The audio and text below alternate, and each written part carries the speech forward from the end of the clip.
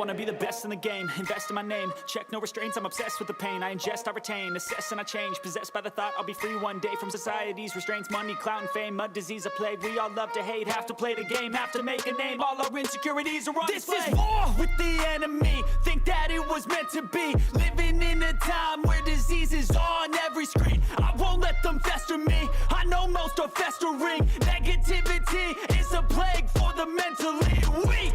No mercy, all I got is working. Never stop searching, never quench the thirsty. I'm toxic and psychotic, with this logic you can't stop it. It's been chronic since I was a boy, so neurotic and chaotic. Built to last with the webs I'm weaving. I could change the past with all I'm achieving. Got my foot on gas, never stop competing. If you break like glass, then this life's gonna eat 'em. Make mistakes real fast, then you learn how to beat 'em. If you take off the cast, you can see all the healing. If the pain's in the past, move on from the grave and put your foot on the gas. No, never stop competing, yeah. I've been doing this, I'm on it. I just wanna be iconic.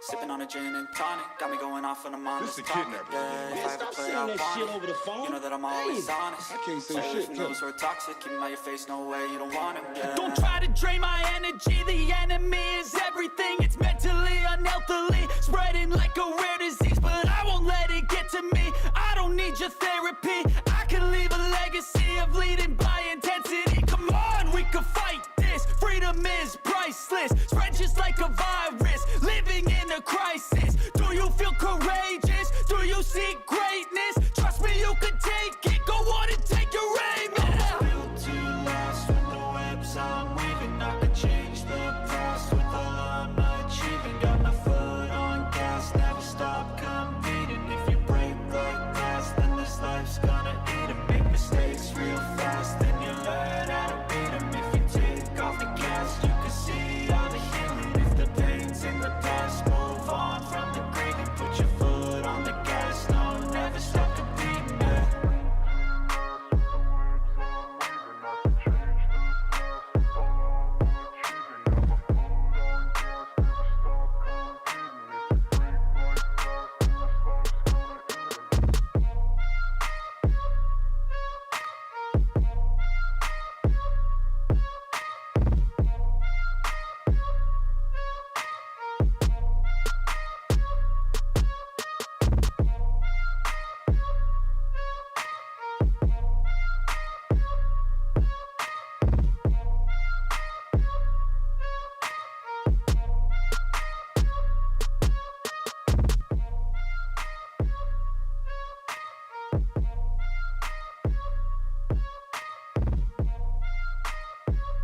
Late night crew.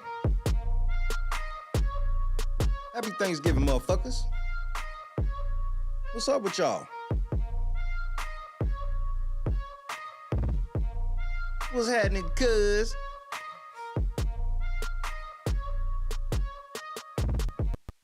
I hope everybody's had a great Thanksgiving. Man, we had an awesome Thanksgiving, man. Christy laid that shit to rest.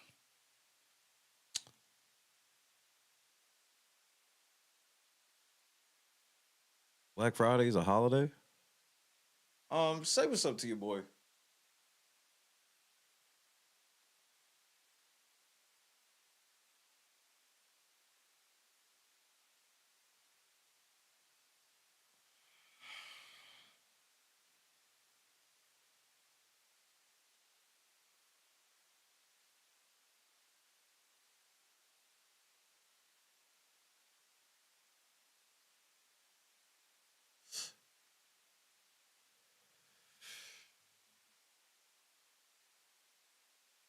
So yeah, GOAT.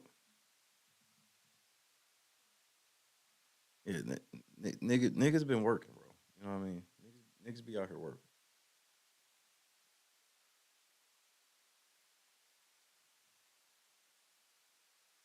King, J-Dub, Desiree, Rhonda, Kendra, did I say J-Dub already? J-Dub again.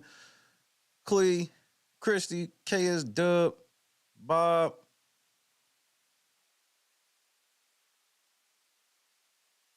Tata, Gang definitely in the building. Um,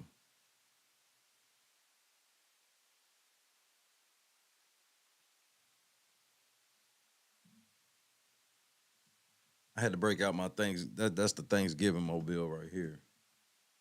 Put on the fall shit and put on getting the Thanksgiving mobile.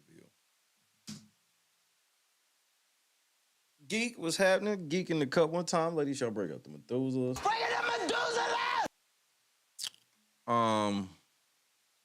I hope everybody was safe. If you did any shopping today, I was not part of that group.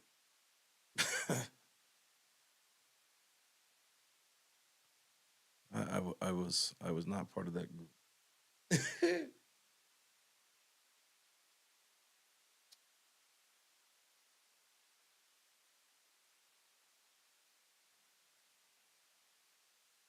Boston, what up? Happy Thanksgiving. I'll make sure I get everybody, cause bro.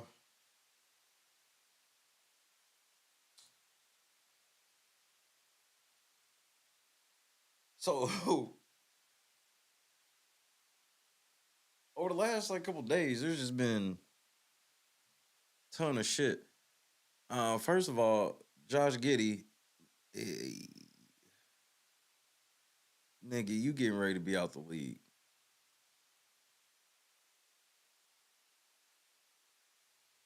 See, bro, they don't have to find out that you fucked that girl. They just got to find out you could have fucked her.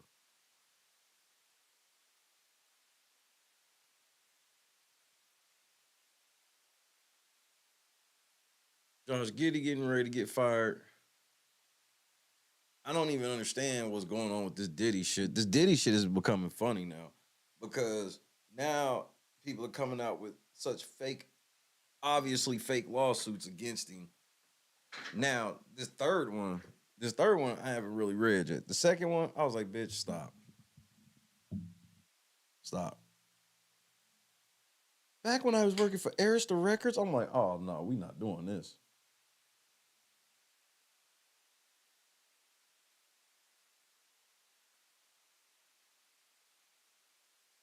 Jamie Foxx, Jimmy Iovine, one of the Cuomos, Andrew, I believe.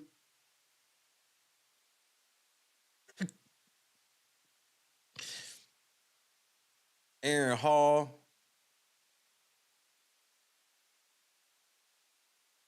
Nigga, this is like Me Too all over again, nigga. This is literally cuffing season.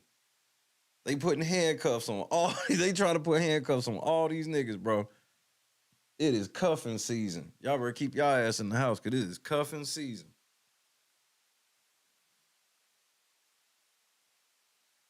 I stopped keeping up. I'm like, come on, bro. How can we take this? But this is what I said.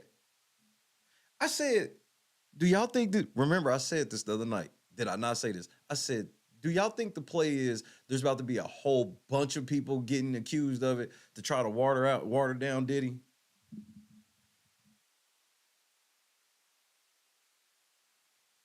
Nigga, nigga, Sheila from Big Brother 9 came out and she's suing a motherfucker. I'm like, y'all.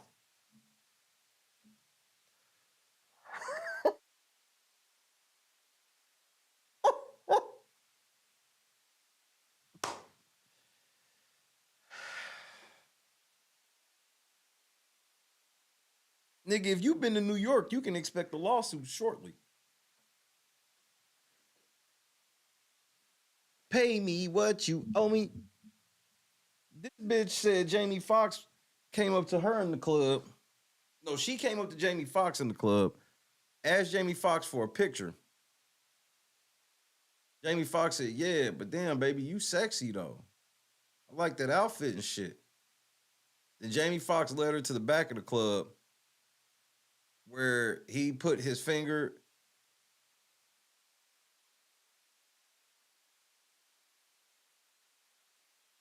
into her vagina and her anal cavity from the front, standing up in some jeans.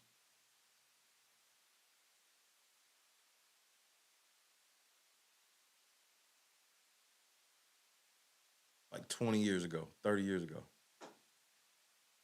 This shit ain't even like new.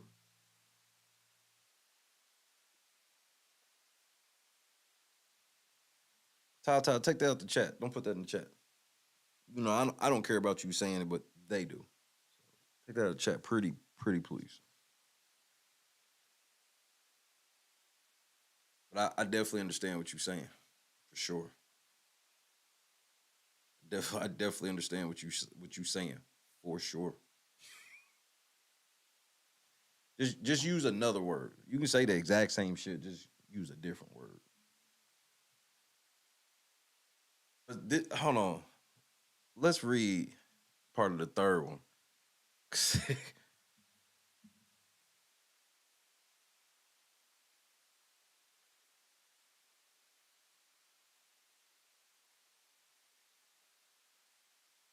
I mean, this nigga, brother, love, bro, love. What is happening, love, brother, love? You know what? Hold on.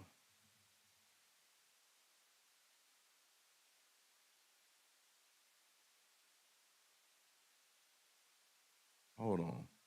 Let's see if I can do this right quick. All right, cause bro, I'm petty.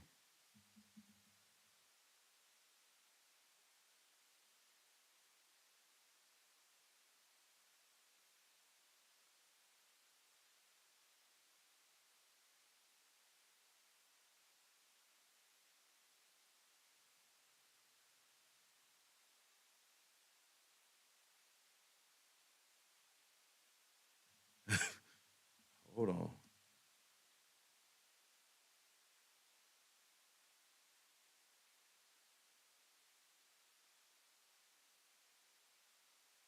Okay, let's try this. That could be it.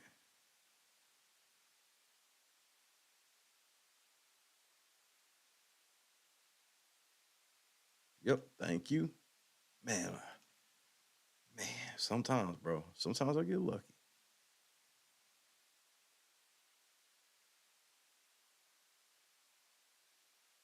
Can a nigga get that bell though? Thank you. I'll be with y'all in just a second. Nigga. Y'all can wait. Oh yeah, y'all can wait.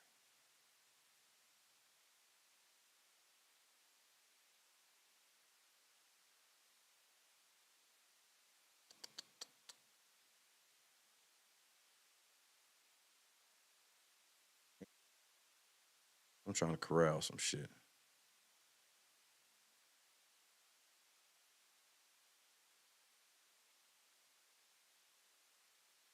All right, here we go. Nah, you good, Tata. You good. I didn't want you to think I'm like, damn, Shay, you switch. Nah. And I can actually say it. I can say it and y'all can't put it in the chat. It'd be more of an issue. Y'all put it in the chat. And they got new shit where you'll end up waking up on some motherfucking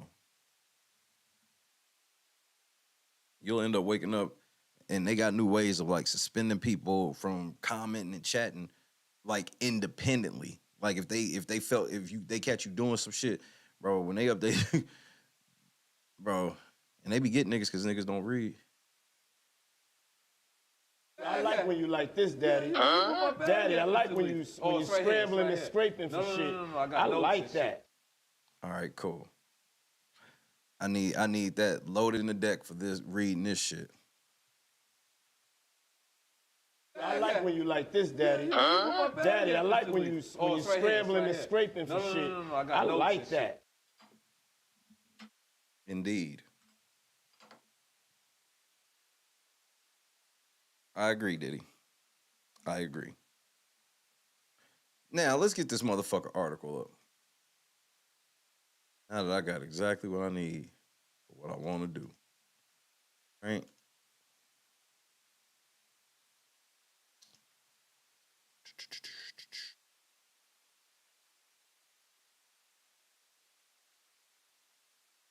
Damn.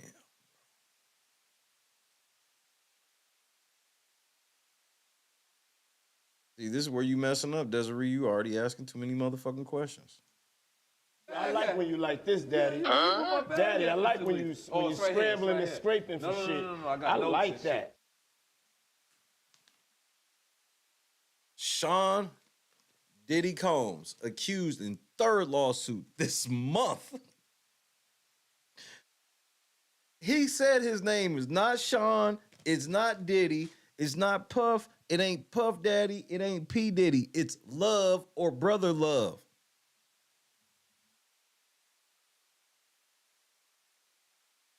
See, this is already a hit piece. They refuse to call him by his name. His name is Brother Love.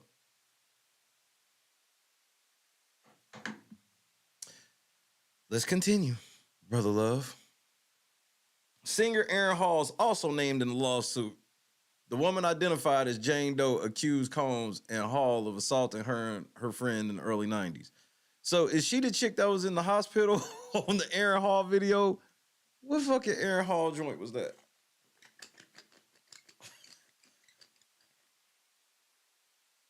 Reese, what's happening?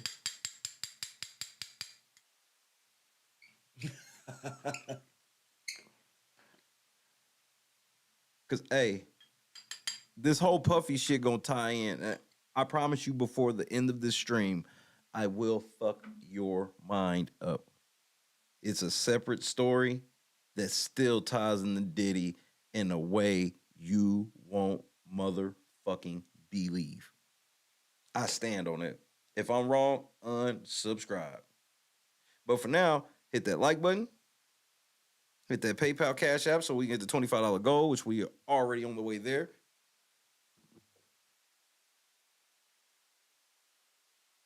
Ooh, boy. November 24th, 2023, 12:50 p.m.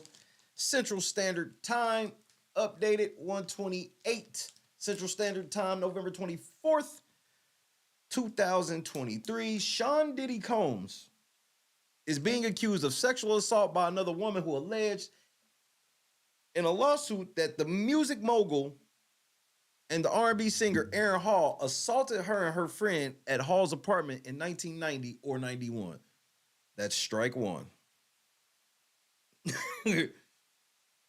That's strike one.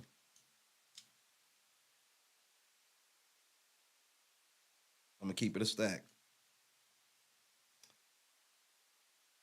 Girls are really good at remembering dates, especially tragic ones. Just for the record. I'm talking the exact date.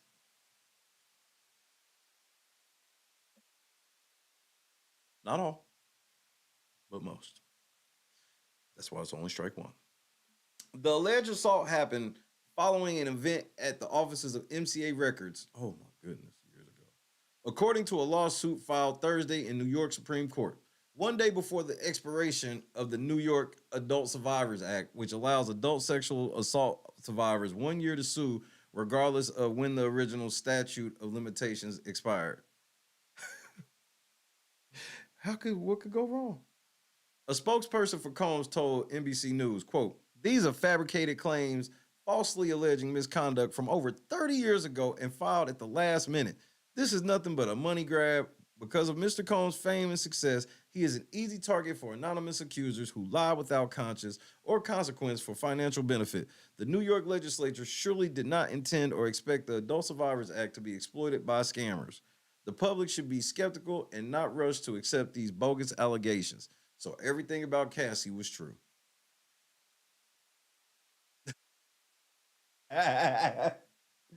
So first off, everything about Cassie was true. Because these niggas did not go at Cassie like this, nigga. This bitch she was like, shit, I'm about to get that Cassie service. 4 hours, let me get this check. Bitch lying. Wait, hold on, this ain't how this is supposed to go. Aaron Hall could not immediately be reached for comment. I mean, this is some shameful shit. Jane Doe says, Jane Doe.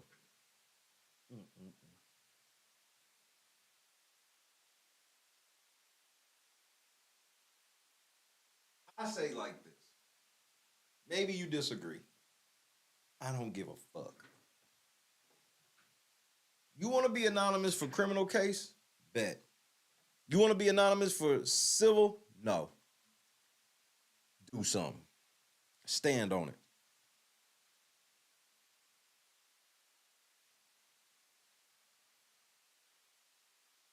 This ain't even me saying that she lying. But if you trying to get money from a motherfucker, nah, you can't be anonymous.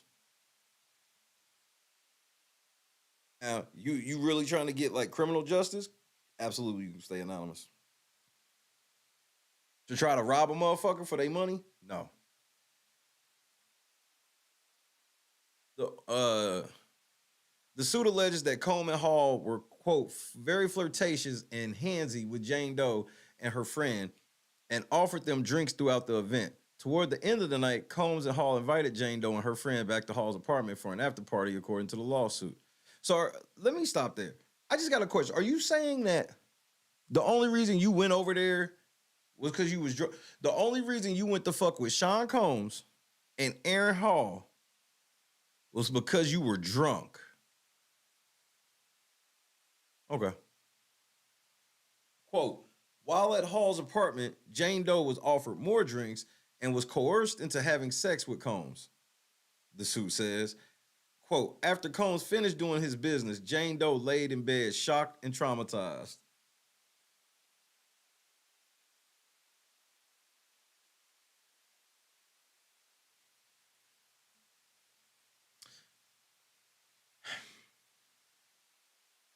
While Jane Doe was trying to get dressed, Hall allegedly barged into the room, or quote, barged into the room, pinned her down, and forced Jane Doe to have sex with him, quote, the suit says. Following the alleged assaults, Jane Doe got dressed and ran from the home, according to the lawsuit. The lawsuit accuses both men of sexually assaulting Jane Doe's friend that same evening at Hall's home. Quote, upon information and belief, when Combs finished with Jane Doe, he and Hall switched and they commenced assaulting Jane Doe's friend, the suit. So both these niggas fucked y'all. And while they were switching, y'all were too traumatized to move.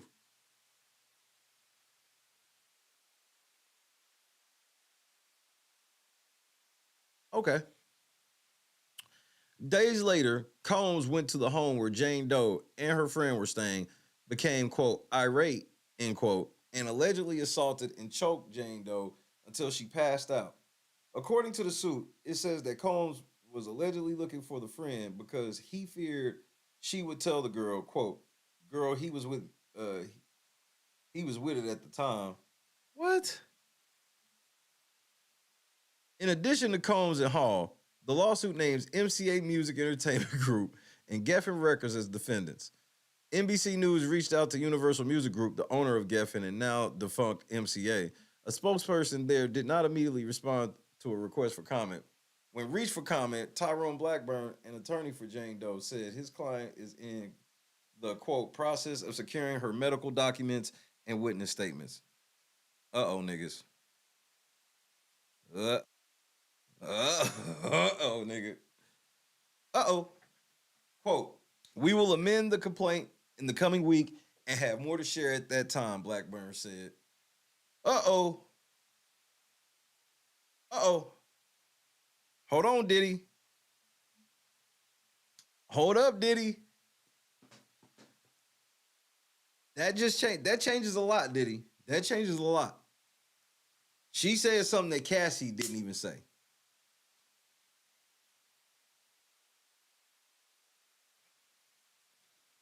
She said, dig. I'm going to bring my medical records to the party. Fuck them witnesses. If she went to the fucking doctor and shit after that, oh boy. Even if they ain't got, bro, they don't, for me personally, if they ain't got the rape kit, if she can prove that she went there,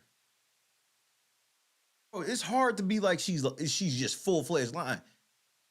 30 years ago, Like she got that. She could document that she actually. Oh no. So we gonna see. We gonna find out, nigga. We gonna see.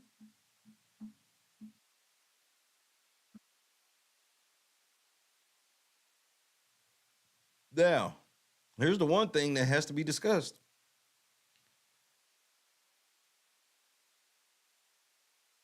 If all the things we've heard have been true about Diddy over the years, right? Then be prepared for like 90% of these motherfuckers to be telling the truth. Just saying. It's possible. Yeah, I know it's easy for motherfuckers to sit there and go, yeah, well, they just doing that shit because they want his money. Well, I'm not an idiot, and I also know that even sometimes girls in situations can't get the cops to take it seriously, and the only way they can get some attention to it is by filing a civil suit.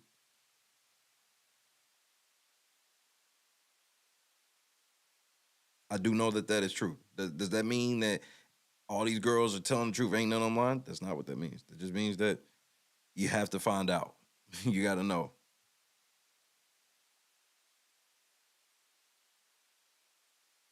Okay, let me ask y'all this. Let's just get baseline.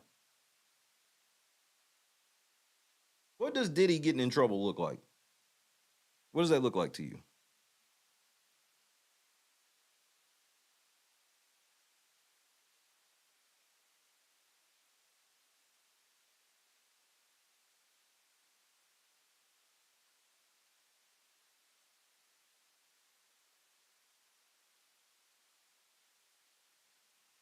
What does that look like to y'all?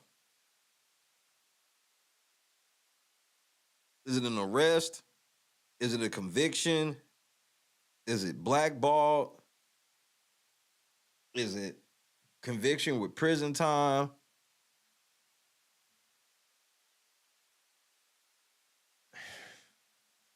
I don't think you understand, Kendra. Diddy's got a ungodly amount of money. He's got an ungodly amount of money, and he owns catalogs of people to where if he can't ever come out in public again, Diddy will still be getting 1,000 fucking checks that y'all will never be able to stop. From all these different artists, all these different, his producer credits, all of his artists, and I'm talking about all the defunct shit. So all the Lil Kim original shit, Biggie shit, um, whoever, all the bands, Diddy Kane, Cassie, whoever the fuck, he be owning all they publishing. Like I don't think he own bigs like that no more. He juiced that shit, but there's certain shit he still do.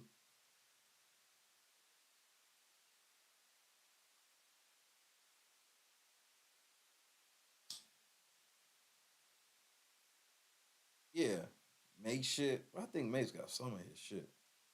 He got something out of from Diddy. I can't remember exactly what. Cam's old shit.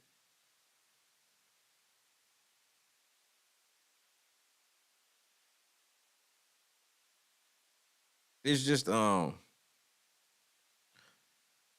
that's why it's hard. Like the type of like one of them girls got to win $1 billion lawsuit. That would break Diddy if he won $1 billion lawsuit. 3 6 Mafia wasn't Diddy, but Diddy owns a 8 Ball MJG album. He on an 8 Ball MJG album. He got them to do one on Bad Boy, Faith Evans shit, 112.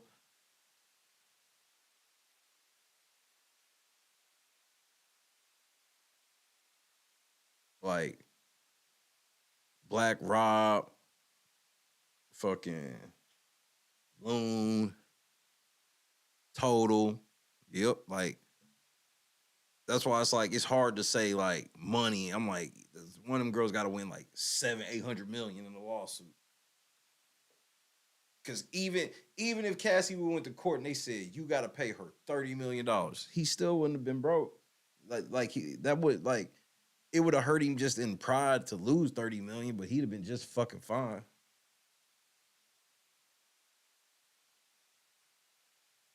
Oh, he's got massive influence because of the amount of shit he actually owns. So like all those artists I just named, he owns like most of those motherfuckers publishing. So like it be songs and shit you'll hear and like okay, say for example, if I play Faith Evans right now, I'll get an alert that motherfucking bad boy wants the motherfucking revenue from this video.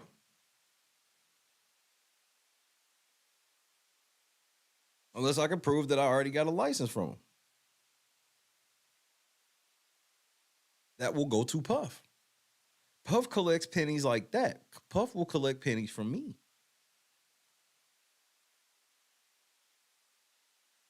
And Puff could never be famous again, but they can't take his copyright.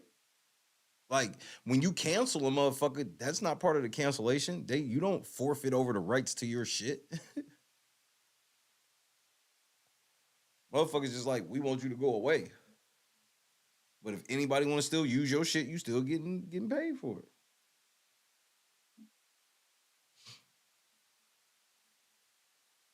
I think it would have to be some prison time. And I do think Diddy can go to prison. Because if he know he can go to prison too. You know why? Because he be trying to hide this shit.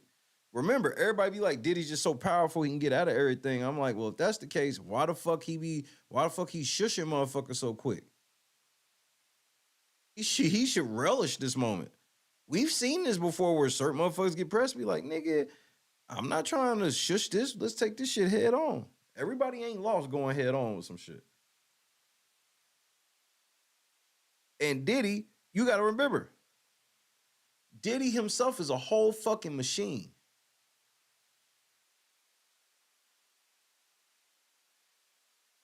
So there's so much like, that's why I said he had to make some people mad.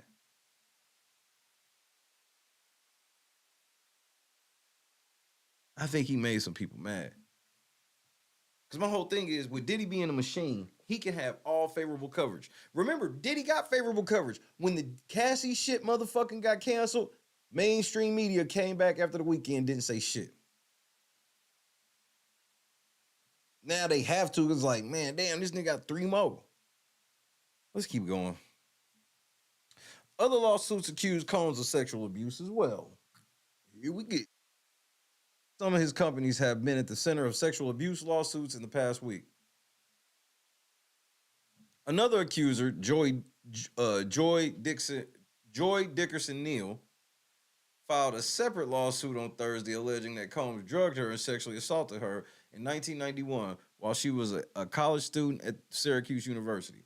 Dickerson Neal, who says she, quote, reluctantly, end quote, had dinner with Combs at a New York City restaurant and then accompanied, nigga, you know how big Puffy was in 91? I didn't really want to go. See, this is where you miss me. Tell me you went with this nigga and it went left. Don't try to set it up in a way where this nigga coerced you to go. This nigga's Diddy. This ain't just no regular nigga. They be talking about Diddy like he a regular nigga. Nah, you got to give me a better setup than what you doing. When Cassie said she hopped in the whip and that nigga said, here, take this pill. Now that sounds like some shit that a nigga with the power of Diddy would do if he was on some shit like that. This shit where you be like, I don't really want to go. Like Diddy has to beg you. That, like you trying to put this foot forward like Diddy was begging me to go. No, he didn't. I don't believe that. Even if I can say I believe everything else that happened, I don't believe that nigga had to beg you to go. Stop. It was not reluctant.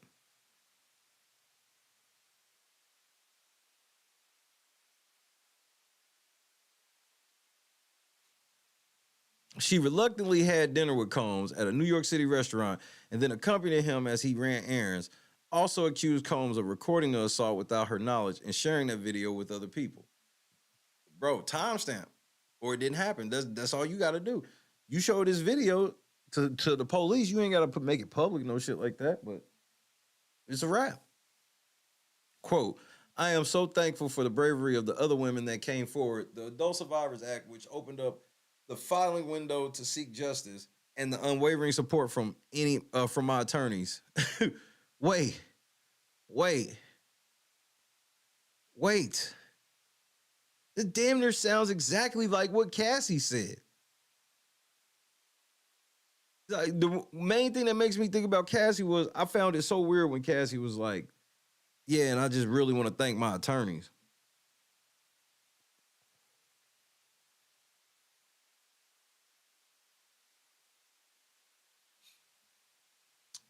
Quote, for 32 years, the only people I have been able to confide in were my close friends and therapists. I'm feeling as if the darkness has been lifted and I can freely move forward in achieving my full potential. A spokesperson for Combs denied the allegations, saying the claims are, quote, not credible, end quote, and quote, this is purely a money grab. Quote, the last minute lawsuit is an example of how a well-intentioned law can be turned on its head, end quote. A spokesperson for Combs said, quote, Ms. Dickerson's 32-year-old story is made up and not credible. Mr. Combs never assaulted her, and she implicates companies that did not exist. That's bad. This is purely a money grab and nothing more, end quote. During the time span mentioned in the lawsuit, when Dickerson Neal alleges a sexual assault took place, Combs worked for Uptown Records and had not yet formed his companies. Dickerson Neal says she decided to file the lawsuit after Combs' former girlfriend, singer and actor Cassie, filed a federal $30 million lawsuit alleging he raped and sex trafficked and abused her. Cassie's lawsuit was settled one day later for an undisclosed amount of money. And this is going to hurt all the other girls. Him settling so fast with Cassie, if he don't settle fast with you, people ain't going to believe you.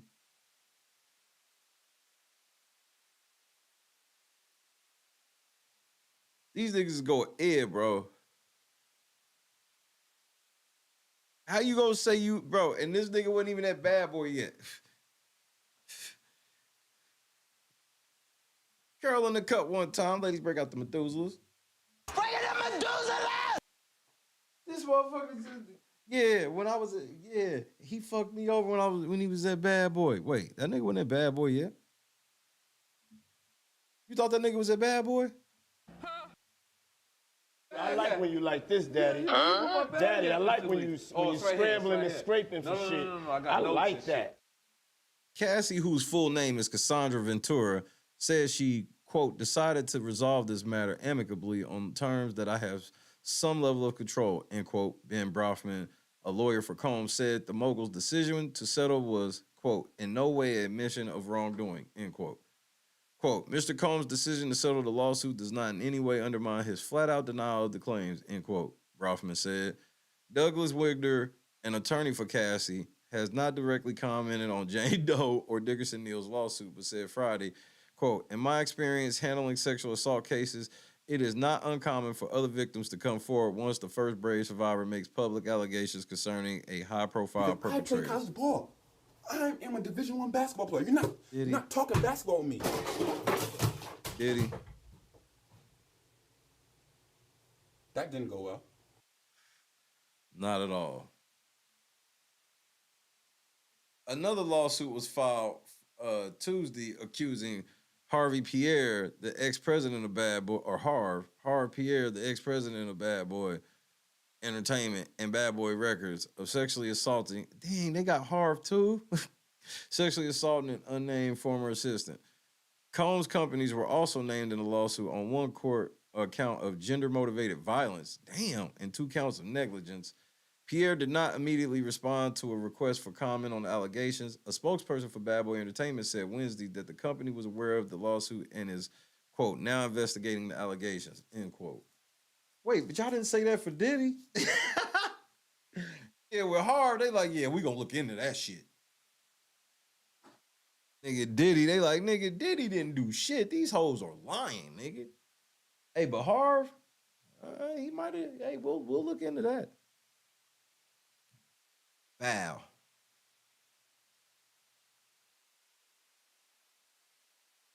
Fuck it. Let me start a poll.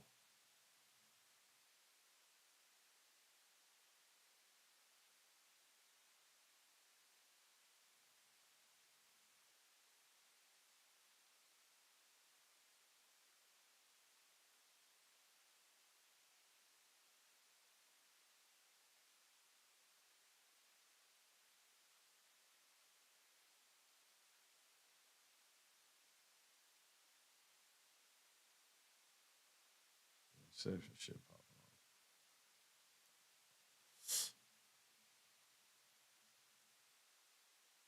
on. Vote on the poll in the chat.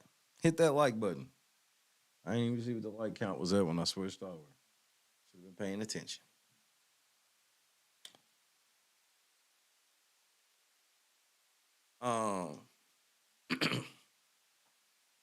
Diddy can't survive too many more of these. Whether they fake or not, it ain't gonna matter.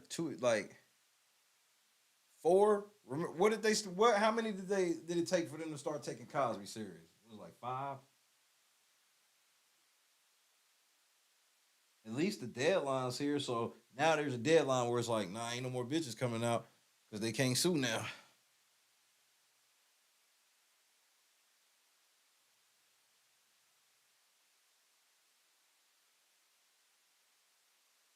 Some of you girls gonna be mad when y'all realize how much debt y'all getting ready to go into and don't even get any money.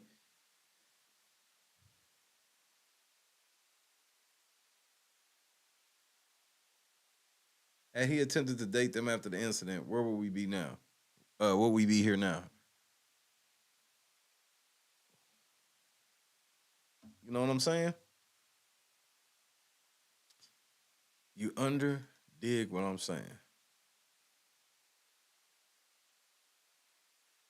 I like when you like this, Daddy. Daddy, I like when you scrambling and scraping for shit. I like that.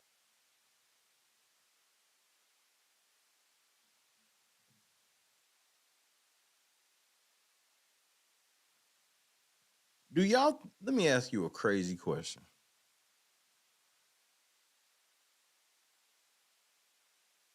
It's supposed to be a crazy question.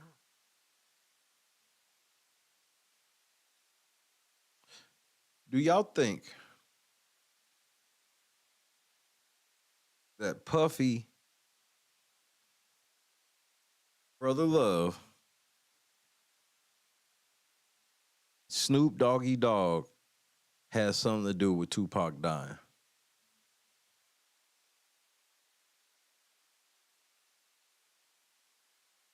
One for yes, 2 for no. Both. Not one or the other. Both.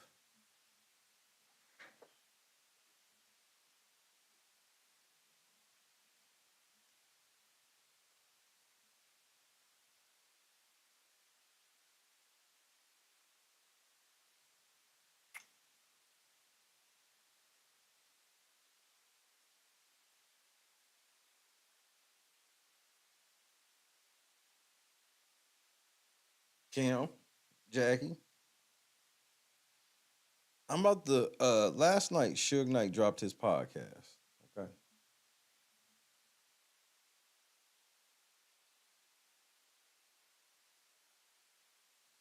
And Suge said some shit in here that's gonna fuck your mind up. Okay.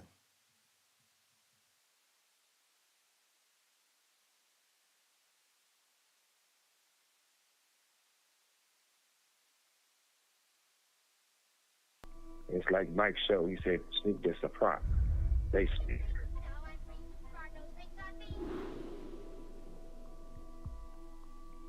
But that's another shit. The reason why I gotta have a conversation with him about is that I've been doing that young dude a long time. He ain't young no more, but I've been doing it since he was a young man. And I did everything in my power to make sure he kept his freedom. Murder was the case that they gave me. I'm innocent. This is a fact. Snoop got locked up on that murder charge. Suge them posted that bail, bro. For almost 2 years, Snoop has been out on $1 million bail paid by Death Row Records. And I knew that Pac did everything right by him by putting him on All Eyes on Me, speaking about him and being real with him. And if it's true what they say. This call and your telephone number will be monitored and recorded. Face to face is going to be a lot of explaining to do. You know? Because number one,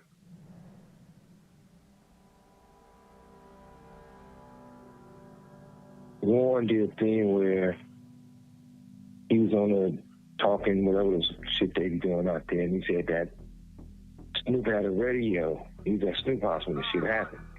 I heard a horn, bing, bing, bing, honking in front of my house. I looked out the house and Snoop was outside in a white motherfucking Rolls Royce. Then he had this the next tail back there. Remember the motherfucker? Yeah. He had Next tail chirping. the motherfucker could go, that whatever it was hitting him all the way from what was going on from Vegas. And then he started getting calls and shit, and they was telling him that Tupac got shot and da-da-da-da-da, this, that, and this. Only way you would have a radio if you was at the fight with us and you had a security detail. Now, not having a security detail, what are you doing with the radio? Great question. If the only niggas they had at the church they kept that shit in the circle like that, then how did you get one and who else was the rat? Because remember, if you saw the All Eyes on Me movie, you remember, right? They all fell out after that flight back, and Snoop wasn't fucking with it. Okay? But listen to all this other shit, bro. And Suge ain't making this up because he got receipts. Of all the shit, I could be like, Suge probably lying. Man, he got some receipts with this. Two, we always go to the fight together. We always go to the club together. Even when they did that half-ass watered-down movie on Pac, and he said, you gonna be at the fight? And all that type of shit. So then all of a sudden, Warren says on this thing where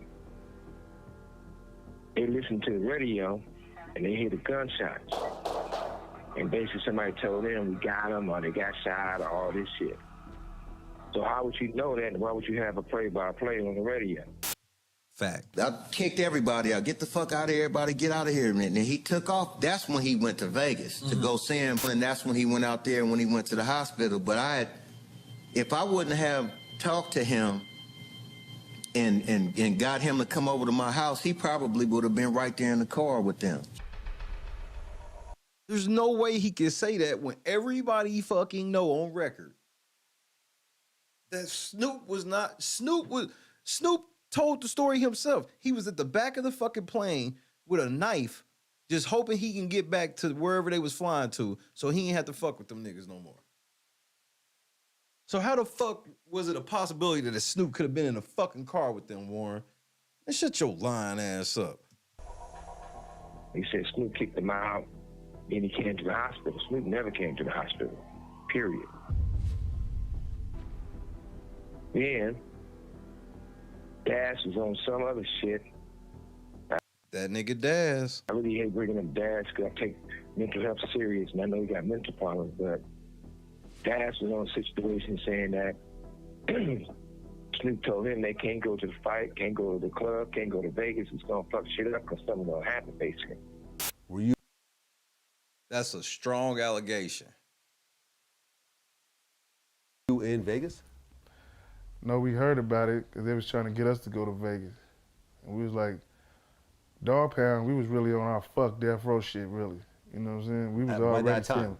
We was already saying fuck death row. Dad was like, no, I'm not going to that shit. You want to roll with them? You going, it's going to be all the bloods there and blah, blah, blah, and none of the homies are going to be there. And I was like, dang, I didn't really think of it like that. I don't really feel uncomfortable, but now that you're saying like that, he's like, Snoop ain't going. Like, why would you want to roll? Why we don't roll like that? You roll with Death Row when the homies roll. And I was like, so listen, this nigga, what's that nigga's name? Let's say his name in a second. This nigga did a song with Pac, right?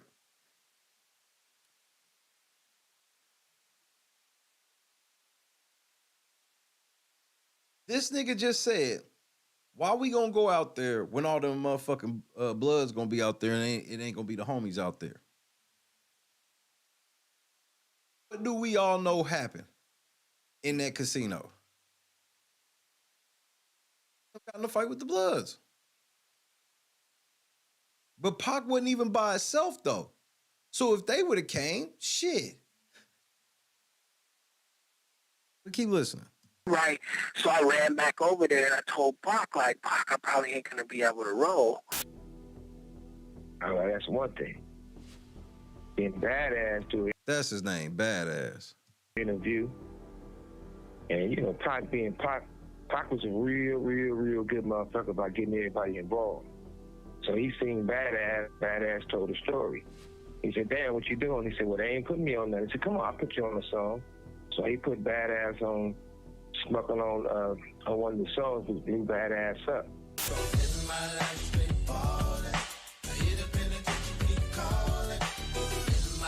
Hey, he did kill that motherfucker. That motherfucker did go hard.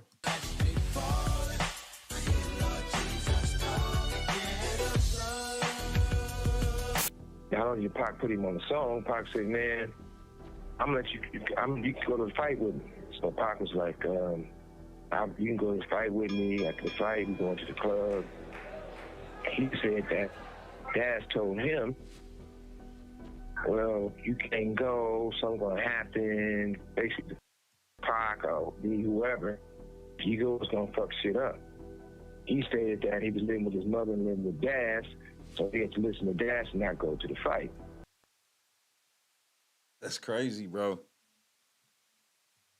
So I ran back over there and I told Pac, like, Pac, I probably ain't gonna be able to roll. And he was like, that's what's up. He was like, well, I'll catch you, when I come back and blah, blah, blah. And we chopped it up. And that was the last time I ever talked to him. Like, after when he got ready to leave, like we said our goodbyes, and that was the last time I ever seen him or talked to him in life.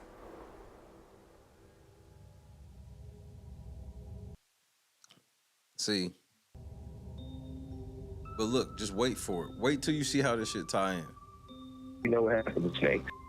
Now, if all these people knew what was going on in the situation, nobody never commented or tell anybody that. So you're a part of it. You part of that Snake, you know what happened with Snake.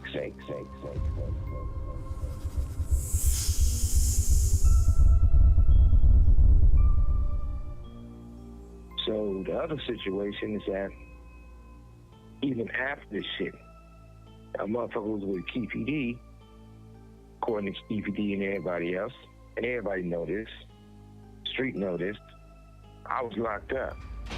But Snoop, Daz, and the rest of them, they did a song with one of the niggas from that side who was in the car. So look, so Suge saying, if we believe Keefy D, the motherfuckers that was in the car, well, Snoop and Daz, who's supposed to be Pac homies, they did a song with one of the niggas in the car that allegedly killed Pac. That's not a good look. If that's Louis and Pac, shit, motherfuckers don't need that type of loyalty. Did the compilation with Dre, or whatever his name is. Well, he ain't here, but that's that. But like I said before, if Keefy D telling the truth, if all the other shit makes sense, what is the problem? Exactly. And then when you even look at the other situation, why would Frank make up a lie and says when we was going to MGM, Orlando tried to take Pac's chain? He said that to the police, and then I heard he went to the grand jury and changed and said he lied. He said a security person told him to lie. Why? Or why would people turn around and say that my 2 or 3 year old daughter, she probably been 3 at the time, was basically gonna be with me at the fight, at the club, and go ride the wave winners that I bought, and somebody else said they bought them too. I don't buy shit with nobody but myself. Security don't buy shit with me. But that's a lie. So when you look at all these things and you look at all these people who do these other interviews and they shoot themselves in the foot, they can't go back and erase it. So when you look at all those facts and you turn around and say, why is all these different stories about one incident? But the thing about it is like this. damn near 30 years, this incident, they used this incident against me to try to run me. This is true, because remember, they wanted you to believe that Suge Knight had people shoot at a car that he was driving to kill Pac. That makes literally no sense. So what I mean by that, they put the narrative out there that I had Pac killed. Even though I got a bullet inch in my skull still today.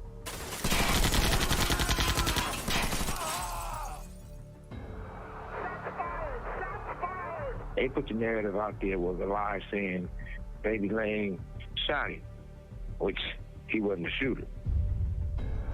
Then they put it out there where it cost me $200 million on one deal, another $100-some million on another deal.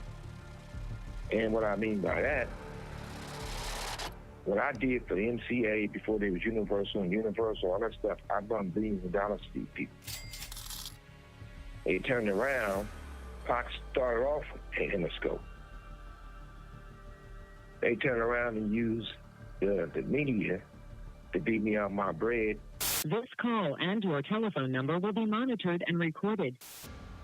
Bumped me out my company and my freedom. And what I mean by that, the first time I went to court and they sent me to prison, their whole thing was Tupac is everybody's favorite rapper, which is true. Not everybody. He in the car with me, and I had him killed. Suspects or motive in the murder of rapper and actor Tupac Shakur. So, not Tabitha Soren. That gives them the reason that railroad me and send me to prison and nobody say nothing about it. This case I'm in here for now, the first thing the DA said was Tupac, and asked the judge, everybody, do you know Tupac? Who don't know Tupac? They said, yeah. Well, Tupac was in the car with him. He ended up dead, like I had something to do with it. So they justified him to overlook the fact that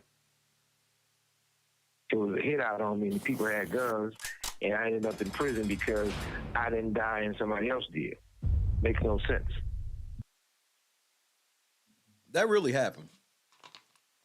Of all the shit that Suge could be lying about, he ain't lying about that. Okay.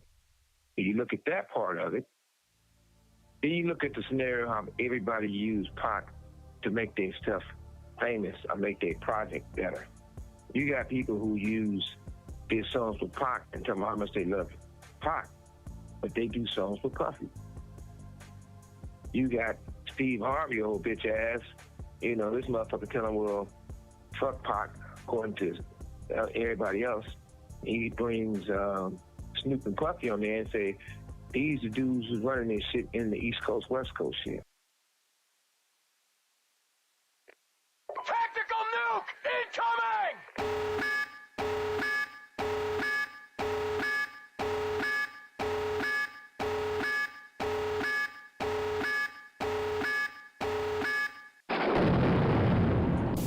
What's up, Snoop? What's up, Puff? Hey, whoa, wait a minute, fellas here, hold up. You know, I know all about this East Coast, West Coast rivalry thing here, but we in Chicago now. This rivalry stuff, we gotta stop it, man. We stop that, we stop a lot of this violence. Yo, Steve, check this, man. All that East Coast, West Coast stuff is a bunch of media hype. It's been my dog from day one, you know what I'm saying? It's all good between me and him. That's my peoples. What the fuck? How could Snoop do this after Pac died?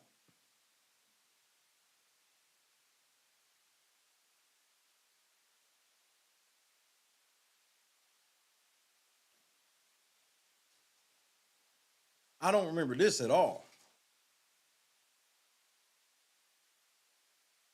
What the fuck is this?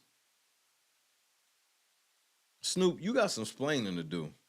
Real, that's what we came here for. We came in to light it up and ride it up. We make music happen. Now, fuck Pac. If you love Pac so much, how you with the motherfucker that everybody say got something to do with the first get down that happened to Pac in New York? That's right. Okay, he ain't have nothing to do with Cali. What about the New York shit? Y'all still think Pac lying? Y'all pro Pac, but Pac lying. I got you. Then the second one, since you want to bring up the source award, Dave, it's like this. The minute Keisha kept calling me, and if it weren't for Keisha, trust me, me and Pac wouldn't have had a conversation. Keisha been got her cigars. Keisha kept calling and calling and calling until she talked to me. So, regardless of war, hell yeah, definitely. Keisha's part of history. It wouldn't have been, Pac didn't reach out to nobody else. Everybody said they would have bailed him out, they would have did this. All that's a lie. I couldn't even take the credit for that. It was Keisha. So, Keisha made that happen, I made everything else happen. But the minute I talked to Pac and I started fucking with Pac, he told me what happened between in the studio and who was behind it, he felt and this and that. So, I ain't shit watered down to fake about me. You know, I am who I am. I don't gotta be a motherfucker who had a different job or did different things besides what I do. All the people who doing these podcasts and talking, they tell us some of the stories about me to make themselves famous. If you really want to get famous, don't make up no stories. Wait till I'm there and get in my motherfucking face and express yourself, no matter who you are. Sound real hard on the phone, nephew.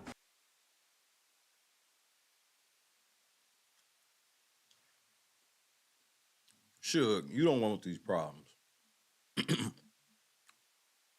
So look.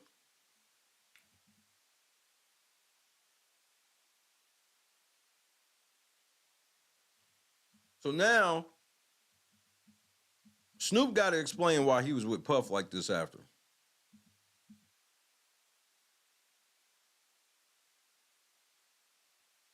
There's something else that he said about Puff. How was it after this then? Was we pulling into it? I thought it was before.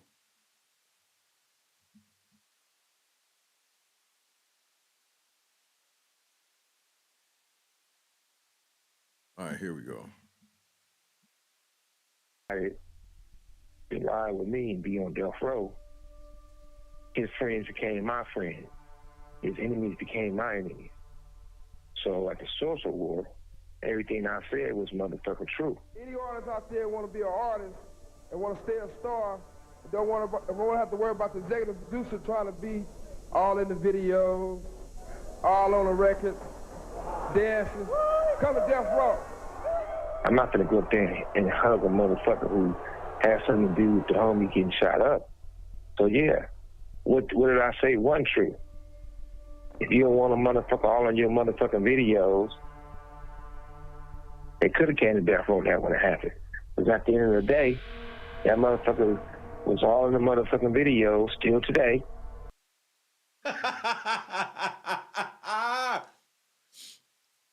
Hashtag Suge was right. Y'all should have listened to Suge in 94, because he right. It's 2023 and Puffy's still in the videos, nigga. Stop playing. Suge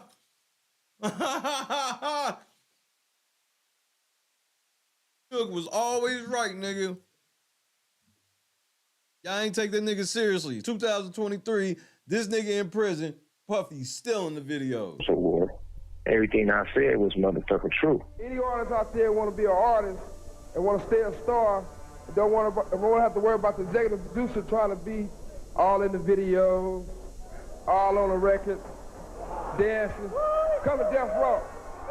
I'm not gonna go up there and hug a motherfucker who has something to do with the homie getting shot up. So yeah, what did I say wasn't true? If you don't want a motherfucker all on your motherfucking videos, they could have came to death row that when it happened. Because at the end of the day, that motherfucker was all in the motherfucking videos still today. And he benefited when Biggie wasn't here. Because if Biggie wasn't here, he wouldn't be rapping. Once Biggie wasn't here, that motherfucker started rapping. When Pac left, I didn't pick up a microphone. I picked up the pieces. Those are some bars, Suge. Hold on, Suge. I ain't know you was a rapper now. Those was bars. He right. Nigga, when Pac died, my career didn't elevate. I didn't ascend to this gatekeeper status. I actually went the opposite direction when Pac died. When Biggie died, you shot to the moon. Hey, Suge, right, bro? He not lying. That's a fact. But for his Puff doing the shit he did, it's only obvious what he was involved in. At the same time, right? Interscope Universe the same. They gave Puffy a deal in the first 50 million, 100 million, that project flopped. They turned around and gave him another deal, and that project flopped. But instead, you can steal my shit on some bullshit. Then when you really look at it, I look at it like this.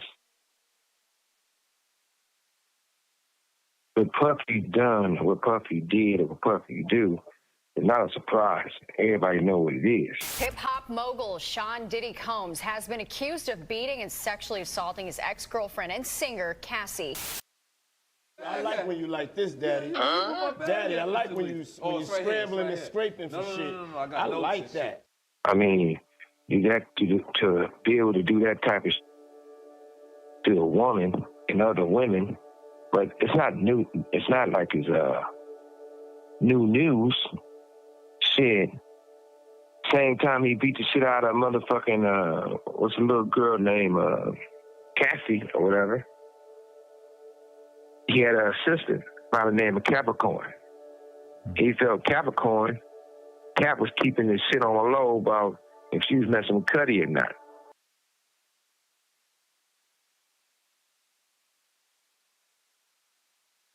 Nigga Suge said he know exactly who told Diddy to blow Kid Cudi car up, nigga. Y'all gotta remember who Suge is. We gotta remember who this nigga is. And he ain't just pull that name out of nowhere, bro. Oh, I told you, bro. Diddy had a bad day yesterday. He had an assistant by the name of Capricorn. He felt Capricorn. Cap was keeping this shit on the low about if she was messing with Cuddy or not. Puffy beat the shit out that bitch.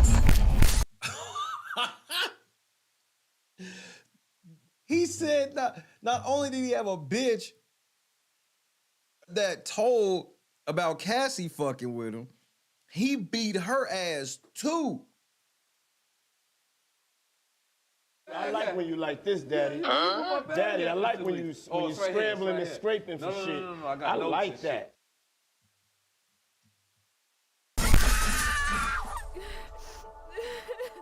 Not only did he beat the shit out of her, it was an Interscope person, the Interscope check that paid her to settle so he wouldn't go to jail.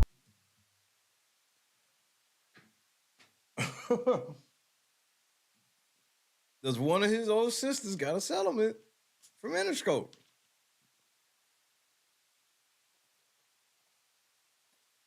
Suge ain't lying because that's easily provable. There's no way he's lying on that, bro.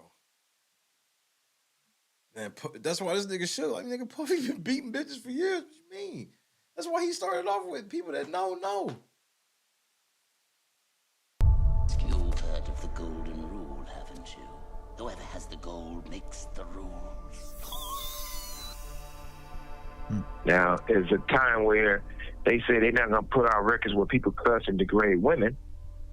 Dre even did a thing on MTV, interview, and says, I would never cuss on a record. I would never call a woman a bitch. I would never say these type of things again. And I'm going to do only records without cussing. I got to find that clip of Dr. Dre saying that. That's why they said they couldn't distribute Death Row, because my artists cursed too much. So they put out an album called Aftermath. First song was Who Been There, Who Done It, it flopped. Been There, Done That was a mid song. It was cool. It was mid.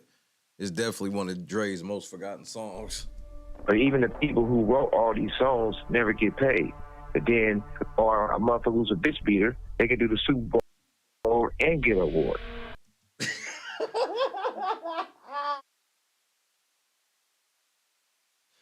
Brother love, nigga. Brother love.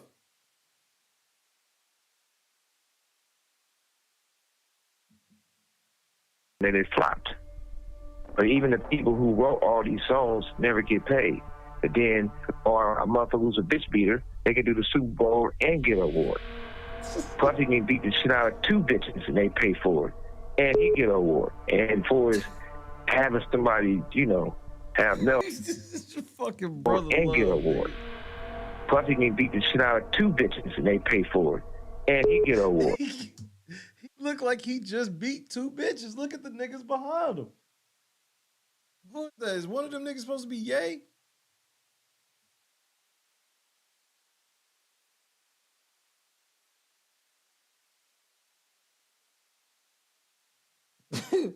He beat 2 bitches in that outfit. That's a bitch beater outfit. He look like an old African bitch beater. Woman, get over here. And for his having somebody, you know, have male prostitute fucking your bitch, that's some weirdo shit. But this not nothing new. Everybody know that Puffy the fucking Gus ran in for the longest. That's not like it's new news. Why you think him and Russell was friends? Oh, nigga. Oh. I mean, this is some shameful shit. I like when you like this, Daddy. Daddy, I like when you scrambling and scraping for shit. I like that. I'm losing my motherfucking mind, man. Suge in the bag right now. Not that I want to see Puffy go to prison or anybody else. I still feel that way. But at the end of the day, he'd never get charged or go to prison. I mean, he make too much money for the people that he basically worked for or had a business for. And when you look at it, he got lawyers, and her lawyers are smart also. They left some in, but they didn't go all the way. They basically went like, okay, they ain't gonna say he was participating with the male prostitutes also, because they didn't have to make it like she was a part of it. And then they weren't gonna say he was. Suge said they left out the part that Puffy was fucking the male prostitutes too. He wasn't just filming. She left that part out as leverage. They ain't gonna say he was participating with the male prostitutes also, because they didn't have to make it like she was a part of it. And then they weren't gonna say he was, because they gotta leave some out and get them to settle for that $30 million. You know, and they had those side meetings like, you know, shit. We didn't say the part why they were testing your guts out. Everybody know they've been testing your guts out. So let's settle, or that's coming out if we have to fight it. So I'm quite sure they're gonna settle like ASAP. Right before the Super Bowl.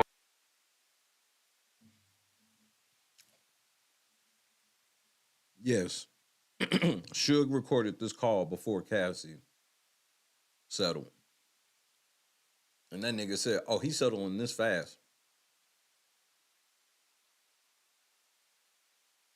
So he must have talked to Suge the night. They must have did this call. The dude on the left is Breakbeat, or on the right. That's the dude who did this video and the whole Suge Knight Collect Call podcast. So make sure you subscribe to him. Suge called this. Suge said, Suge was like, yeah, she left out. Like when Suge saw the shit and he read it, was like, oh, she left out a gang of shit that he know. He like, I know about way more shit that's in this.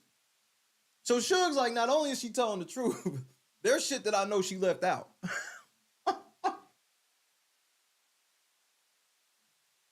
Oh yeah, she gonna settle that ASAP. Oh yeah, he gonna settle that shit ASAP. You know, and they had those side meetings like, you know, shit. We didn't say the part why they were testing your guts out. Everybody know they've been testing your guts out. So let's settle, or that's coming out if we have to fight it. So I'm quite sure they're gonna settle like ASAP. Right before the Super Bowl, a girl came forward and recorded Dre threatened her, had someone else threaten her, and what they was going to do to her and bring harm to her. A lawyer got it. At one time, Dre wasn't talking to Mike. Then Mike got it from the lawyer, took it to Dre. Now, Dre be silently giving Mike and Snoop money to try to help their shit. You know, it's a cat and mouse game all around the industry.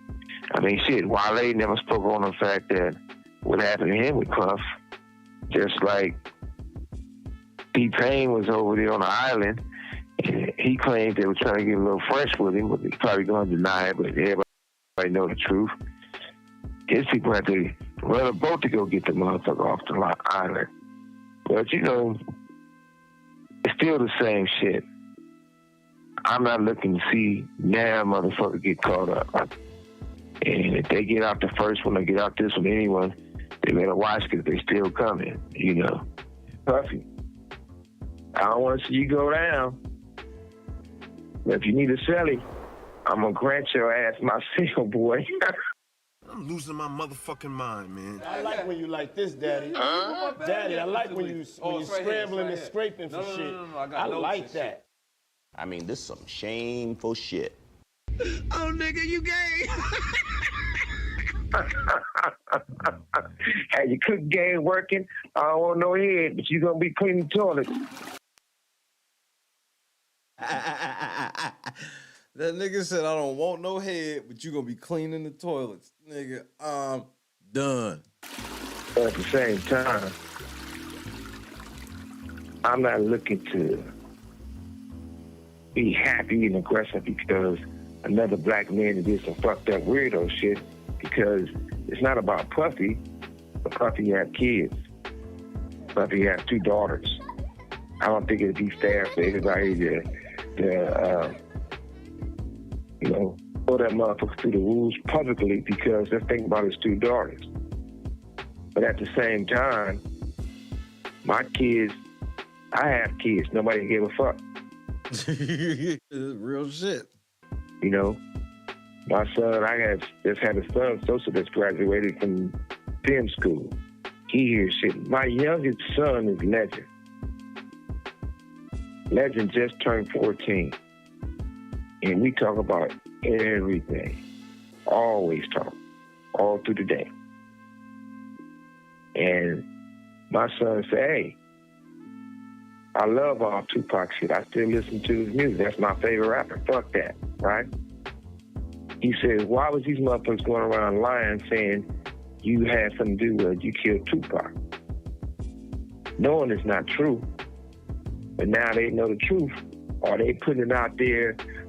They never not once have, I got an apology, got reimbursed, or them attacking my mother, them attacking my family publicly for something I had nothing to do with. But when the shit flips, it's a lot of people part of that circle. You know, that circle of you can have a wife and you can have kids, but... See, Suge, this is where Suge sound like. Suge, and this is why I believe him. Because Suge sounds like somebody that didn't realize how powerful Puffy was until it was too late. He thought that Puffy was just like a regular old record label runner like him. Like, yeah, he had some plugs with some motherfuckers and shit like that, but he wasn't. He could be plugged into some motherfuckers. Him and Puffy was plugged into the same motherfuckers, but, you know, Puffy was really in circles and really getting elevated and protected by these people. And Suge saw, and, you know, that's how Suge explained, like, they protected Puffy. They, you know, you saw what they did to me. You're part of that hidden room. This call and your telephone number will be monitored and recorded. But it's going to come to a time where they better fix this shit, and what you owe me, you better run it. What you got mine, you better run it back. Because you might be to the age where you leaving this world, because we're all going to leave here. Nobody's going to leave here alive.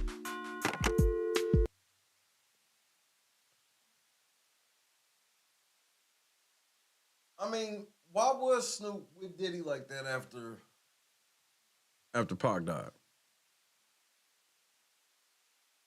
Snoop was on No Limit. Okay, for those that believe in that sacrifice, Whatever, however you would define it, because everybody's definitions are being different. Is that why Snoop gotten as big as he was? He sacrificed Pac? I'm saying that it looked fishy. Because that doesn't, if Snoop knew that the shit was going to happen and didn't intervene, that ain't the same thing as him doing it. But it's still super fucked up. It changes everything. Bro, I ain't never fucked with Snoop like that. Snoop is a real untrustworthy motherfucker. Yeah, Snoop ran up out of there quick.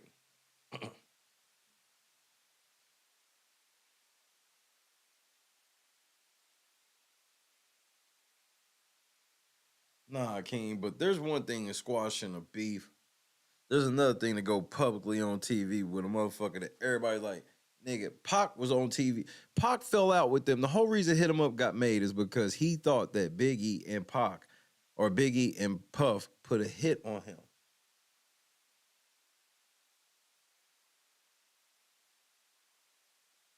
You can't litigate that post somebody's death to the point of just like flat out kicking it with him, in my opinion. But I could be wrong. Like I said, I don't think that Snoop should have been like actively, let's kill Pac, fuck Pac, or Puff rather. It ain't got to go that far, but I ain't gonna sit here and pretend like this don't look fucked up.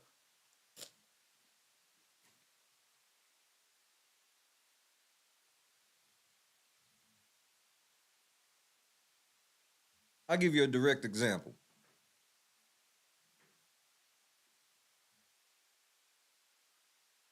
It was one line that Puffy said that if I was Snoop, I'd have said, no, you can't say that. When Puff said, this has been my man since day one. No, you can't say that. Snoop was cool with it. He ain't lying. When he say them motherfuckers said that shit and didn't go to Vegas to the fight with them, yeah, they played the clip of them motherfuckers saying the shit.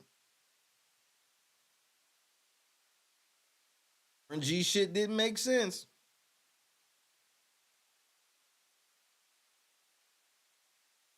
And everybody seems to forget that nigga was in the car.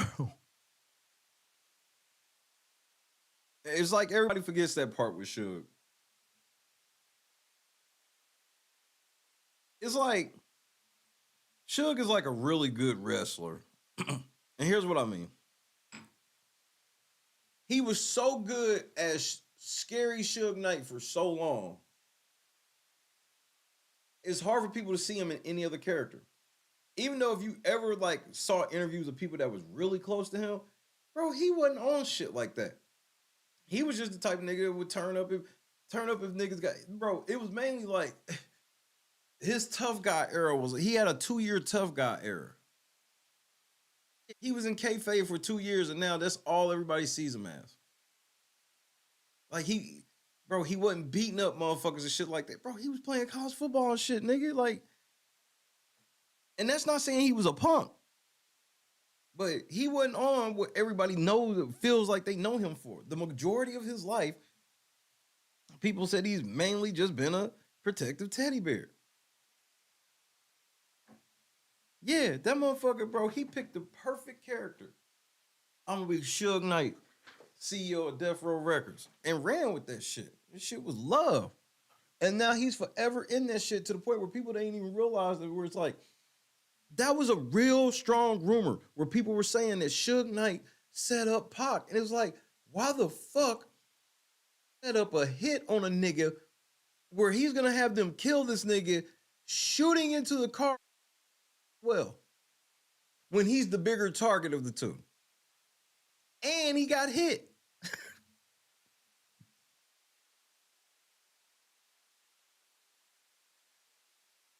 Well, at least he didn't end up there. Okay. He's your cash cow. He's your cash cow, and you in the car with him. And they was on the way to go get money. They on the way to the club to get money. They was on the way to do a club appearance. If anything, why wouldn't he just have them niggas kill him in the club? Either way, just once you tell me that a nigga tried to have a motherfucker killed when he was in the line of gunfire that killed the person, miss me. But that shit was prevalent for the longest. Like Suge said, when Pac died, everything with me went down. When Biggie died, everything with him went up. This nigga Suge said that, bro, that's some shocking shit when he goes, oh, I read the shit from Cassie, and I know it's gonna settle fast because it's a gang of shit that she left out. Not Suge didn't even say he questioned Cassie. He said he read Cassie's shit and said she left out some shit.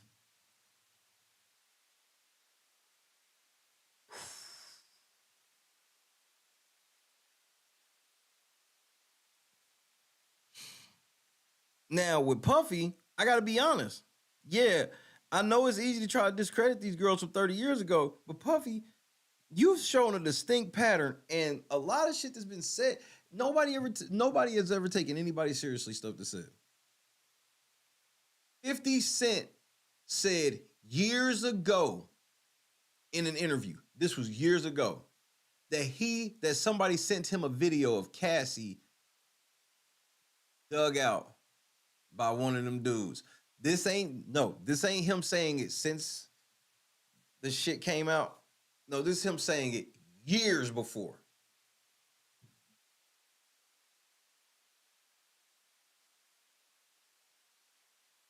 The amount of people that when they come out and tell Puffy stories, people just don't believe them. And not like Jaguar White, right? Like people, like famous motherfuckers.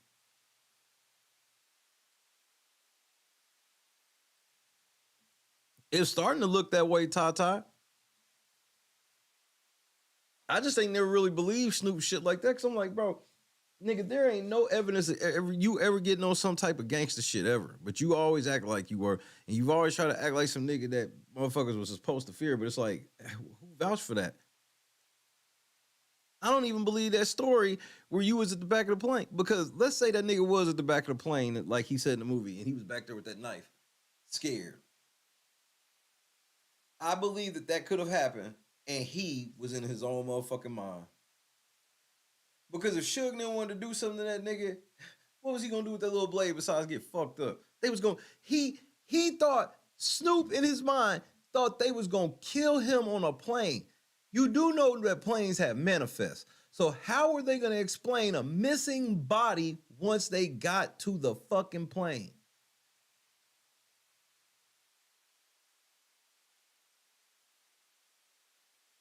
They take off in this motherfucking private jet, and then they get there, and Snoop Dogg is missing. They done killed this nigga on the flight. That whole thing ain't never made sense to me when he said, I'm like, they was gonna kill you on the plane, nigga.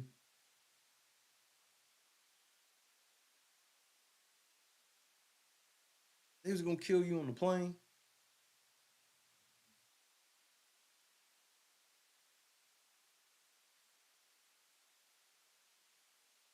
Snoop definitely ain't never been loyal. Think about it.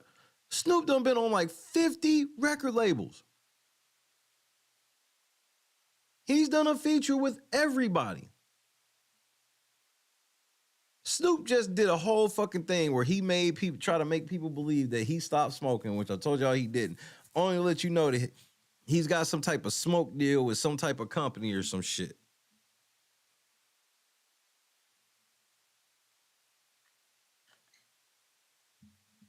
Sound real hard on the phone, nephew. So do you.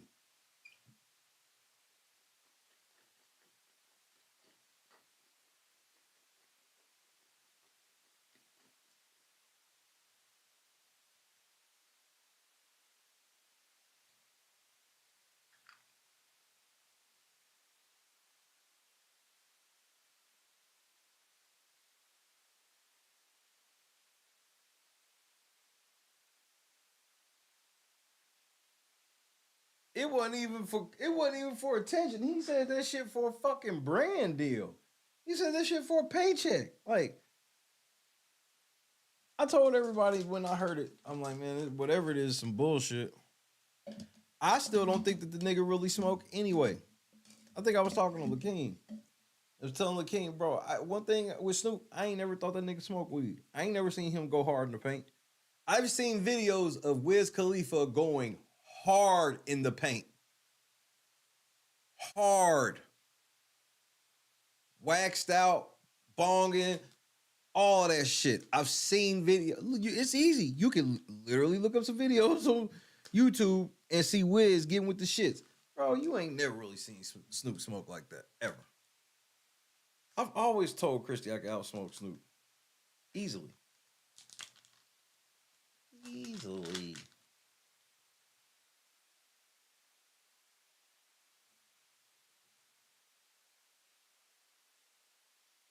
And then Snoop and Wiz got in the smoke off. Wiz blasting.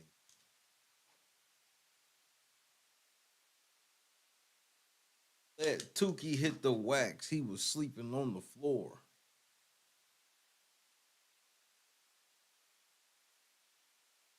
I'll smoke Wiz under the table. Wiz ain't fucking with me, bro. Yeah, so many people. Ain't nobody ever said that, man, I finally got to smoke with Snoop and he smoked me out. No. You find out, you get with Snoop and find out that nigga don't even really smoke.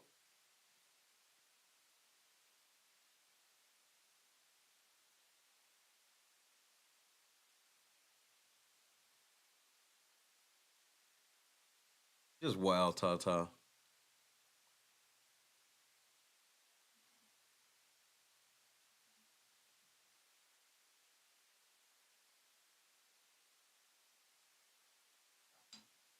Taylor gang.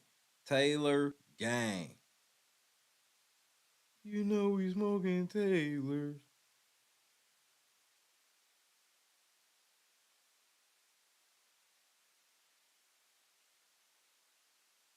I used to fuck with Wiz until I found out how much demon time the nigga be on.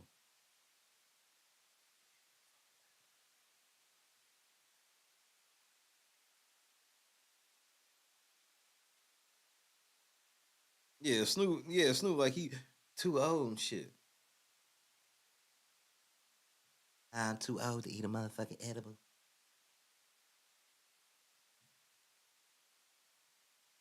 Oh, bitch.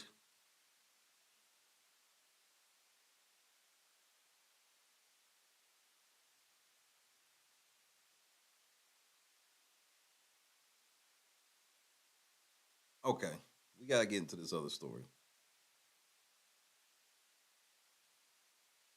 So you know how we've been looking at the city girl mayor from Dalton, Illinois?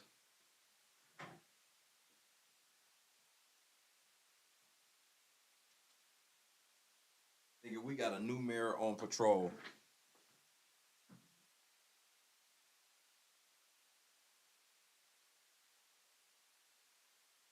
We got a new mayor on patrol.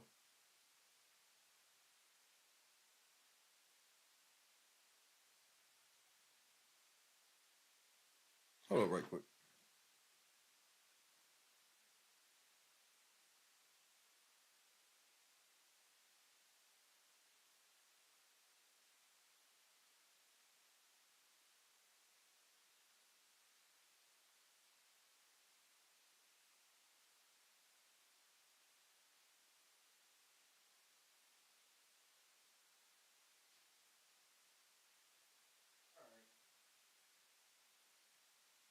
So look, we got this new mayor, and you ain't gonna believe this shit, bro. Tactical nuke incoming!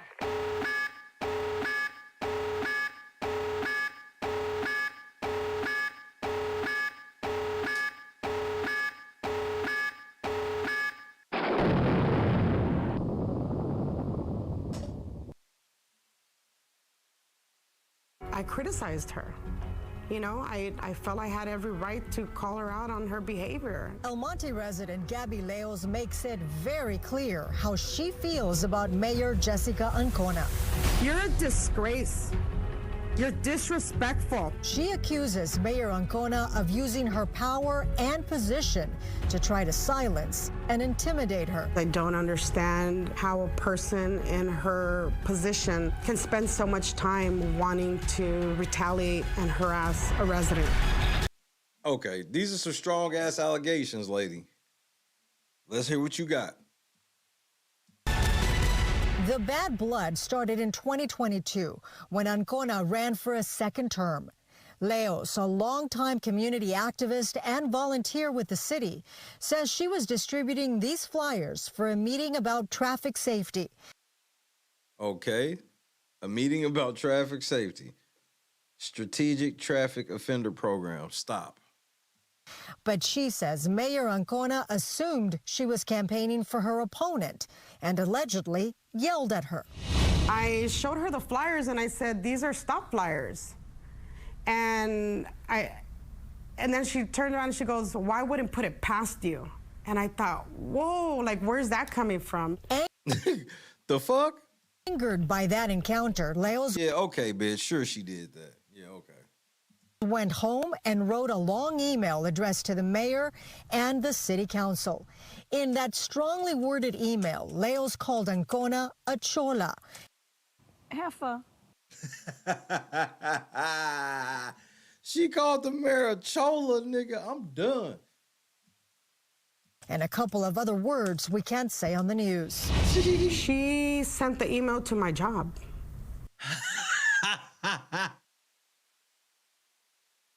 Hey, nigga, the mayor petty, nigga.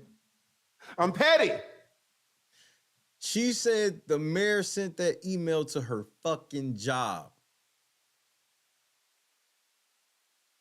Yeah, that sounds like retaliation. She reached out to a liaison at my company and she forwarded them the email. According to a lawsuit filed against the city of El Monte and Mayor Ancona, repeated phone calls were made to the plaintiff's employer. Hold on, wait, let me try to read that. And she forwarded them the email. According to... See if Google knows. Hey, Google, what's a chola? According to Wikipedia, cholo is a loosely defined Spanish term that has had various meanings. Its origin is a somewhat derogatory term for people of mixed blood heritage in the Spanish Empire in Latin America and its successor states as part of castas, ranking of society by heritage. Basically a fake nigga. Thank you, Google. Let's see what this shit say. Filed against the city of El Monte and Mayor Ancona, repeated... Plaintiff recounted during public comment the email she sent to the mayor and all city council members describing plaintiff's opinion that Mayor Ancona was unfit to lead the city as mayor. During the public comment, plaintiff also described the mayor's act of retaliation of complaining to plaintiff's employer, utilizing her official city email as well as the city's liaison with Southern California Edison plaintiff's employer to try to get plaintiff fired. It was during plaintiff's public comment in an open city council meeting that Mayor Ancona interjected and interrupted plaintiff and threatened to have her removed because of the views and opinions that that plaintiff was expressing about the mayor. Following this city council meeting, Mayor Ancona enacted phone calls of retaliation for plaintiff's criticisms of her as an elected official, made repeated calls as the mayor. She called in capacity as the mayor to plaintiff's employer, which ultimately culminated into an ethics investigation that spanned nearly 6 months. What the fuck?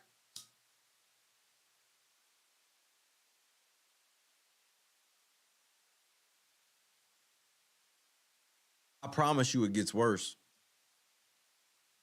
Way worse. Were made to the plaintiff's employer by Mayor Ancona, alleging that Leos was criticizing her on social... You are the people's nightmare, not the people's mayor. You lack integrity and loyalty. You are not the people's mayor. You're not even EMPD's mayor, as you were seen marching with the Black Lives Matter movement. Don't lie to the people of this city. They are smart and will not be fooled by your lies. Social media while on company time, and that she was representing the utility company she works for. Wow. That allegation led to Leos being the focus of a 6-month ethics investigation. I mean, to go after my employer, my livelihood, she didn't take none of that into consideration, used her power as a mayor to try and pull her weight to terminate me, to get me terminated. All right, what else did she do? We contacted Mayor Ancona for comment on this story, but she declined to respond to the allegations. This case really comes down to, the right to criticize government officials and not be retaliated against. Attorney David Torres Segrest is representing Leos. He says when the mayor couldn't get his client fired, she banned Leos from volunteering for any city-related events. She banned that bitch. Hey, so Dig, she can't volunteer for shit else, nigga. She done. She done. She done. She, the mayor, verbally told everyone that my client used my client's name, was not to be a volunteer in any way, shape, or form within the city of El Monte ever again. Among the claims of retaliation in the lawsuit, Leos claims Mayor Ancona sent a public work. This bitch, temporary, no paint, red, no temporary, no parking. They're painting a red curb that they're gonna permanently say she can't park in front of her house. Are you seeing this? So the mayor, so if there was ever any doubt the mayor was fucking with this bitch, the mayor now set up some shit where they was gonna paint a red curb in front of her fucking house. So that way if she parked in that red curb, they was towing her shit. Crew to paint the curb red outside of her house.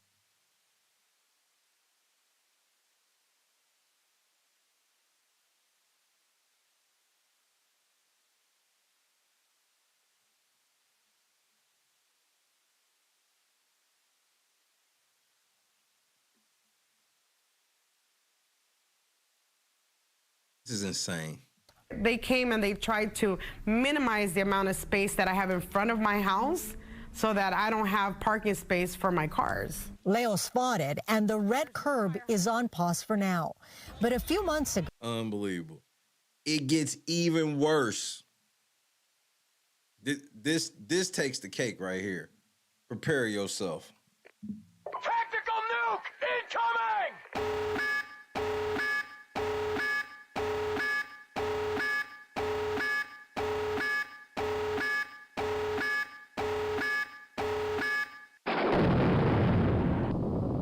At a public event, something else happened involving the mayor.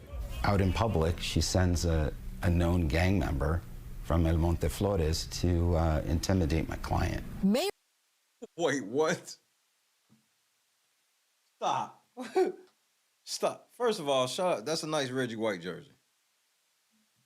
But what did you just say? The mayor sent a gang member to intimidate your client. Yeah, okay.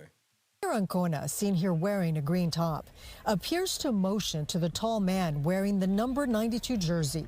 He points his finger and then walks over to Leos, who is recording on her phone. Hey, why you recording? Oh, she ain't got no ad, nigga. The tall man wearing the bro. This bitch top number heavy. 92 jersey. He points his finger and oh no. Then walks over to Leos, who is recording on her phone. Hey, why you recording her? The fuck you mean, why am I recording her? What the fuck you want, nigga? You ain't getting no sacks over here. Leos explains that she's recording because the mayor's friends were recording her. Do you know that this mayor right here, she called my job and tried to get me fired? Did you know that? He tells me that he's from, a gang in our neighborhood. And at that point, I kind of stopped filming. Well, the person... Bitch, you lying. There ain't no motherfucking way that nigga was a gang member. How you know he was a gang member? That's low-key motherfucking racist. Racist, bitch. Soon as you see a motherfucking Mexican in a motherfucking Reggie White jersey, now all of a sudden he a gang member. That comes up to the camera, I recognized as a person by the moniker of Tall. El Monte police.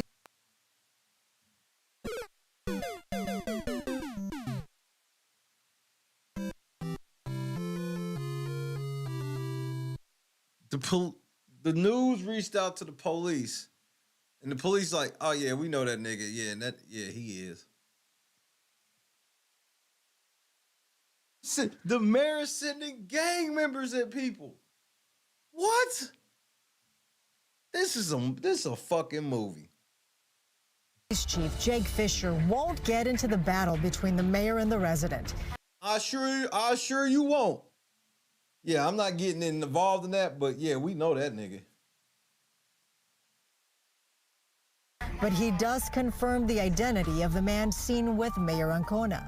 He's a known, verified local street gang member who recently was released or put on probation, federal probation, after being in federal prison for some time. This nigga's on federal probation after just being released from the feds, and he kicking it with the mayor.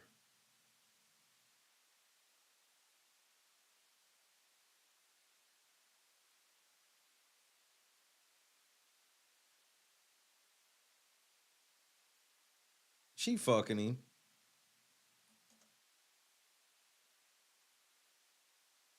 Wow. For Leos, that confirmation concerns her.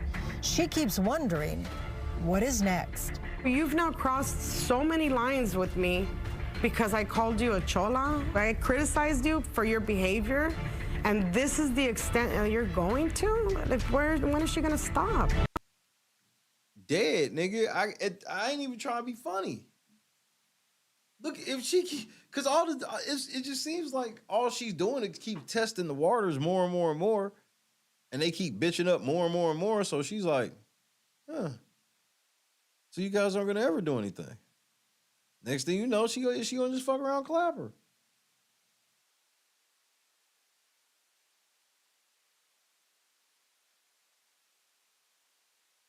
Like, come on, man. That's crazy.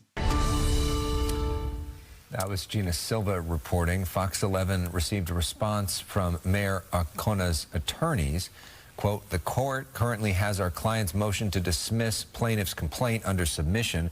We'll have no further comment until the court has ruled on this motion, but are confident that the facts will support our position that there is no liability on the part of the city or the mayor. Bitch, you set up red parking zones in front of her fucking house. You called her, you sent emails to her job telling them to fire her, nigga. You're on camera signaling a gang member to go intimidate this bitch, who immediately does so. Immediately. And this nigga's and her lawyer sends a motion to dismiss. Bro, try that shit. And they say that city is predominantly Mexican.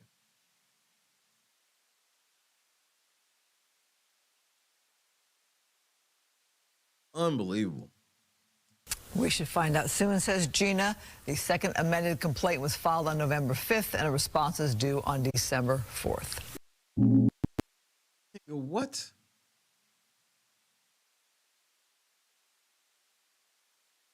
These niggas is wild, bro.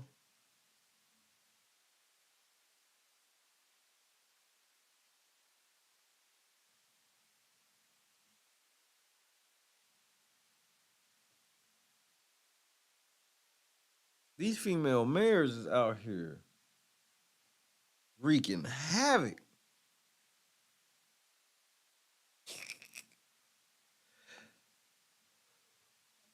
Right. The other one, she had the nigga that got out for fucking with kids. And then had him doing shit where he's going in the house with people's kids.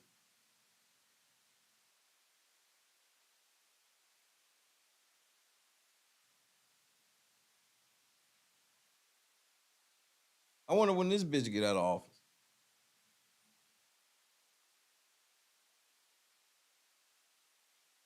But that's why I don't fuck with that shit on any level. I had to stay prayed up.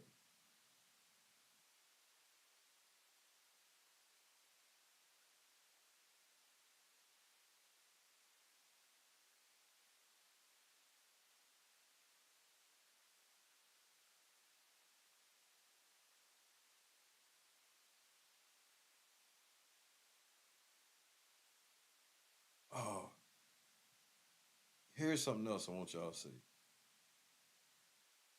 I want y'all to see this shady shit in Philadelphia.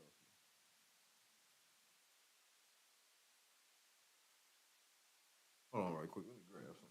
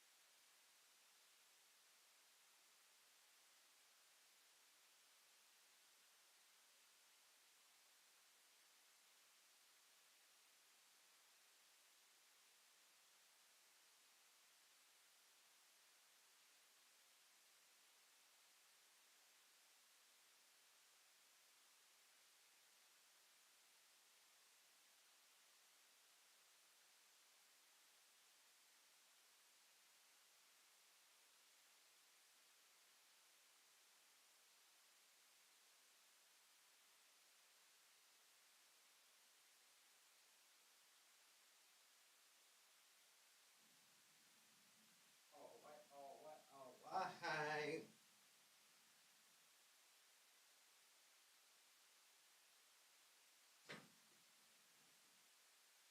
Check this shit out, motherfucking Philly. In Action News, investigation has led to city council hearings on what some Hold on, though. She working that dress, though. are describing as predatory parking. The issue is a relatively new device that's being used in the city of Philadelphia that immobilizes a vehicle and won't release until you pay up a fine. Investigative reporter Chad Pradelli now shows us the device and has an exclusive interview with the councilman looking to help protect consumers. That right there is a windshield barnacle. It's a device that's suctioned to a windshield. A windshield barnacle. So you can't drive. Or barnacle. And it costs big bucks to get it off. Last month, the investigative team parked in this lot on the 4600 block of Main Street in Manayunk. We paid $7 for 2 hours and waited. Within just a few minutes of overstaying our parking time, this man was putting what's called a windshield barnacle on our front window. Man, y'all niggas ain't shit.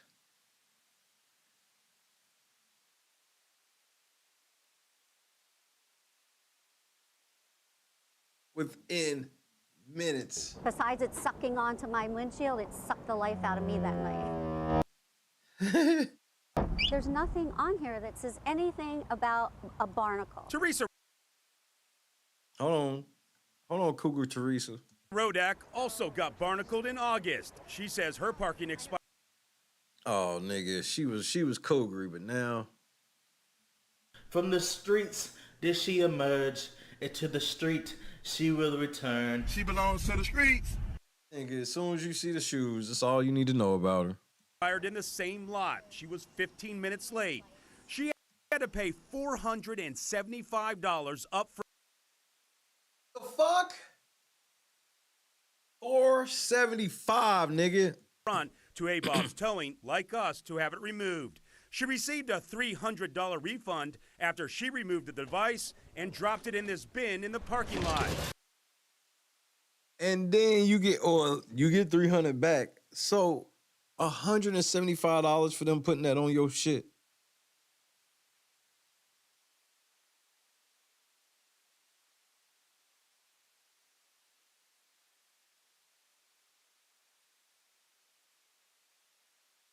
In the end, the parking fine ended up costing $175. This is Chad Perdelli. I'm an investigative reporter with Channel 6 Action News, and I'm recording this conversation for broadcast. We spoke to the owner of A-Bob's Towing, Makina Harrison. Listen, some would call this predatory parking. You guys know what you're doing, and you're trying to take advantage of paying customers. Did you pay?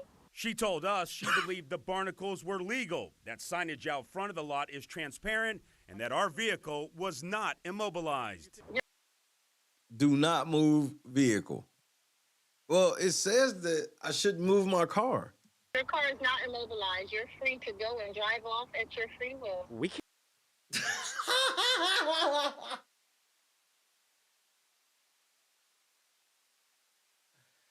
Your car is not immobilized and you are free to drive off on your own free will. Apparently like Ace Ventura. I'm done, bro. Oh my word. They told the nigga to just drive off. Oh shit. They told this nigga to just drive the fuck off. Just when I thought her off. Just drive the fuck off. King just said it was in the building. Well, I was at a family barbecue. These motherfuckers drive off. That signage out front of the lot is transparent and that our vehicle was not immobilized. Your car is not immobilized. You're free to go and drive off at your free will. We can't drive with the windshield blocked. Of course you can. My concern. Of course you can. We can't drive with the windshield blocked. Of course you can. About them is that they are unauthorized by the city of Philadelphia. Wait, they not even authorized to do that shit. There it is. We're done here.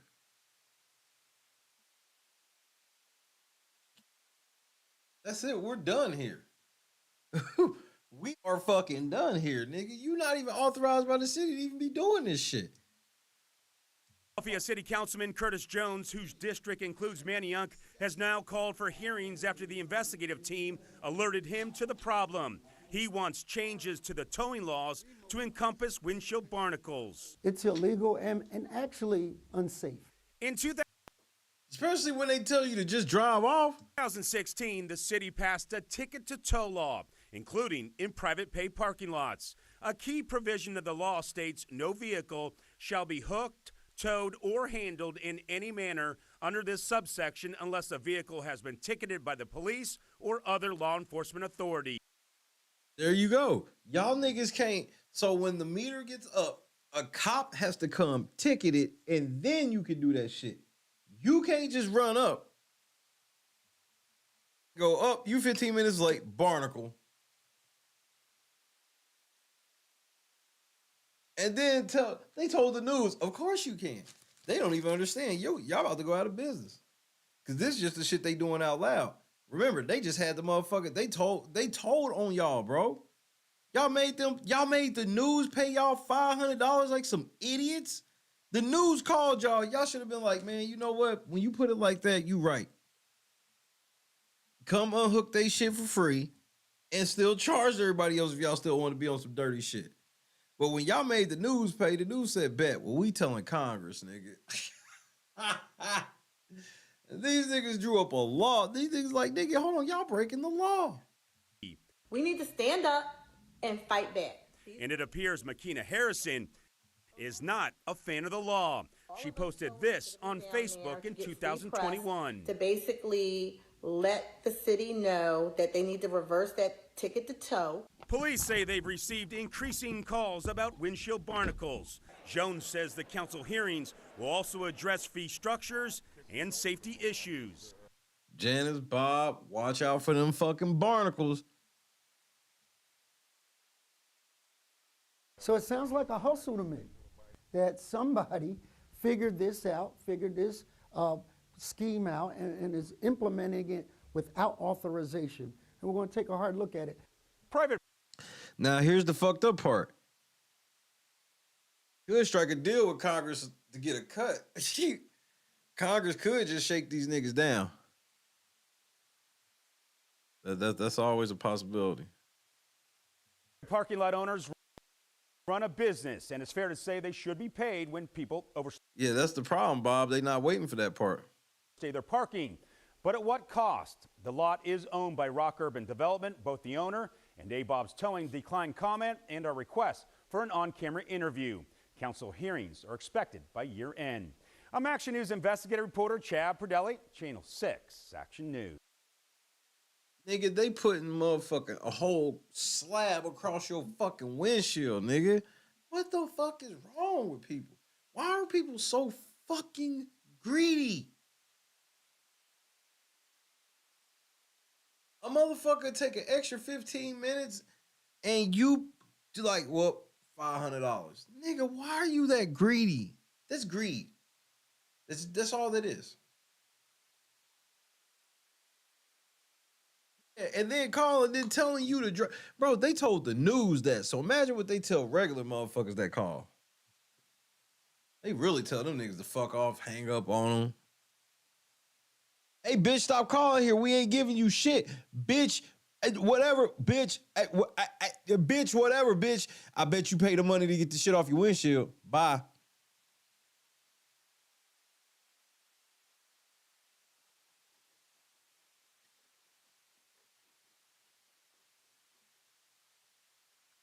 Man, I thought y'all Philly motherfuckers knew about this. I saw this shit. I was like, damn. I was like, I wish they would have put me up on game about this. I never thought I'd have been possibly putting y'all up on some game.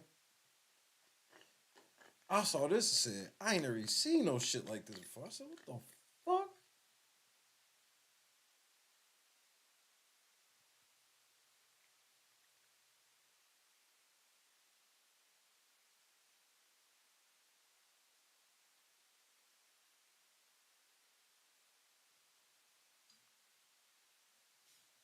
Then somebody put their hands on them, and then they gonna be feeling some type of way about it. I'm like, and then that's what I'm saying. I'm like, it'd be one thing if it's like you doing that shit and hit a nigga. Like, okay. I think it's just greedy altogether, right? But let's say they put that motherfucker on there and they like, look, you owe $25, an extra $25. 50 during special events. Because that's the only time I can see you really even being on that type of shit is special events. But even then, why? Because you can only expect, you should just be, either way, it's greedy. But if it was just like $25, whatever. For you to be charging a $475 fee up front, and then you know when you turn that motherfucker in, you know that $300 is going to take at least 5 days to come back on your card. You know that. You know that. You know that ain't going to be no instant debit, deposit, ACH, none of that shit. That shit going to take the full 5 to 10.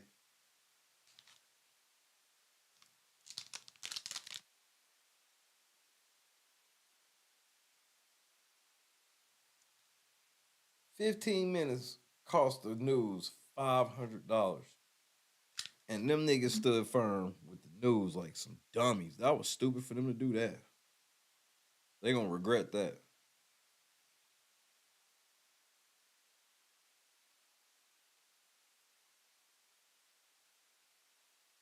That was the owner that said that, so it can't be like the owner come out and be like, nah, that was some rogue employee said that stupid shit. Y'all should, come get y'all money. I got it in pennies, cash, nickels, whatever. Whatever y'all want it. I got it.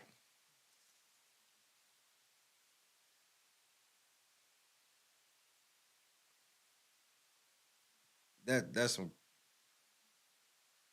but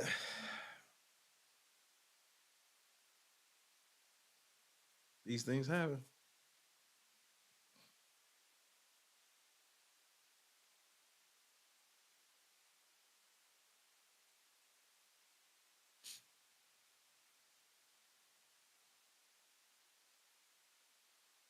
Oh, look at this shit, man. Hey, the news was snitching, bro. Watch the news snitch, bro. We got a Black Friday story. Obviously, can't do Black Friday without a Black Friday story, right?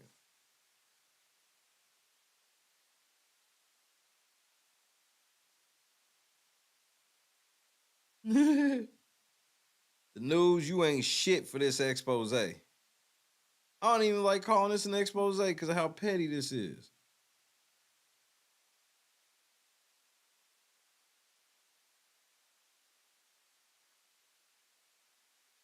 Somebody rich homies called in for this.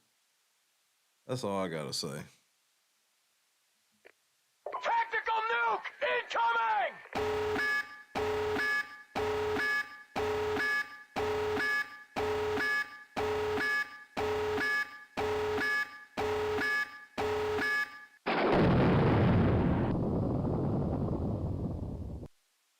5 investigates uncovers how one shoplifter is single-handedly cutting into the bottom lines of Minnesota's biggest retailers.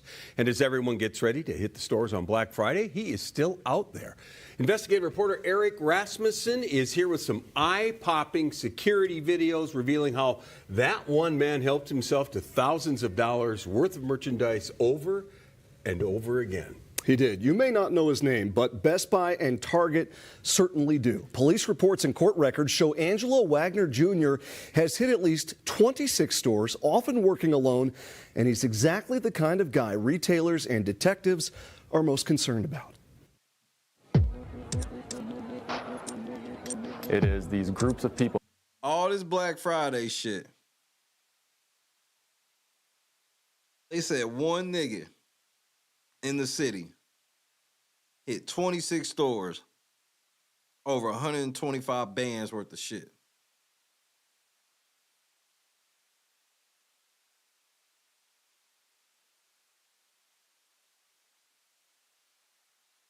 There has to be a level of sophistication to this nigga. It just has to be.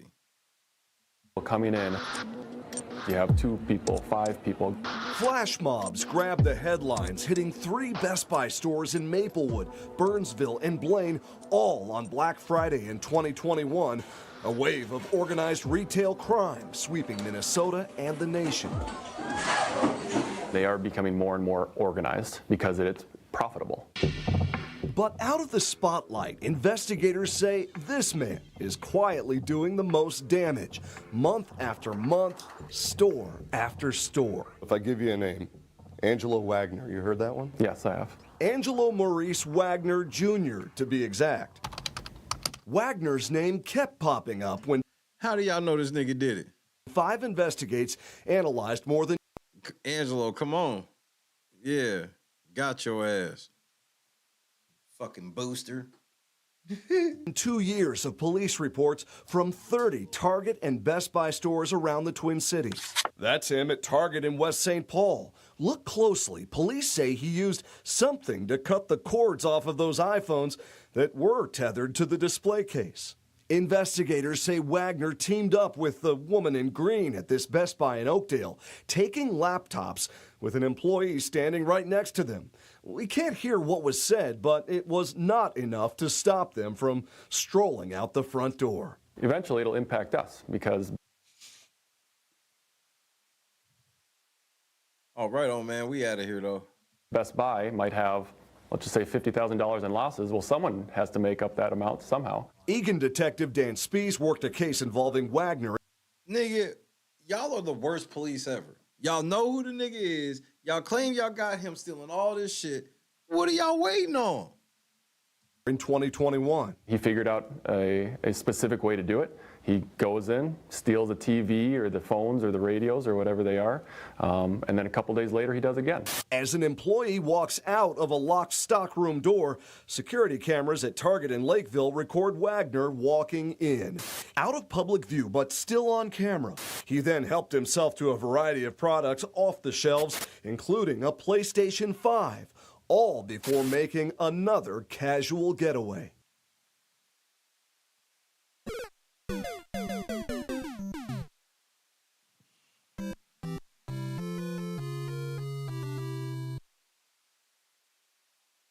Oh, he be stealing.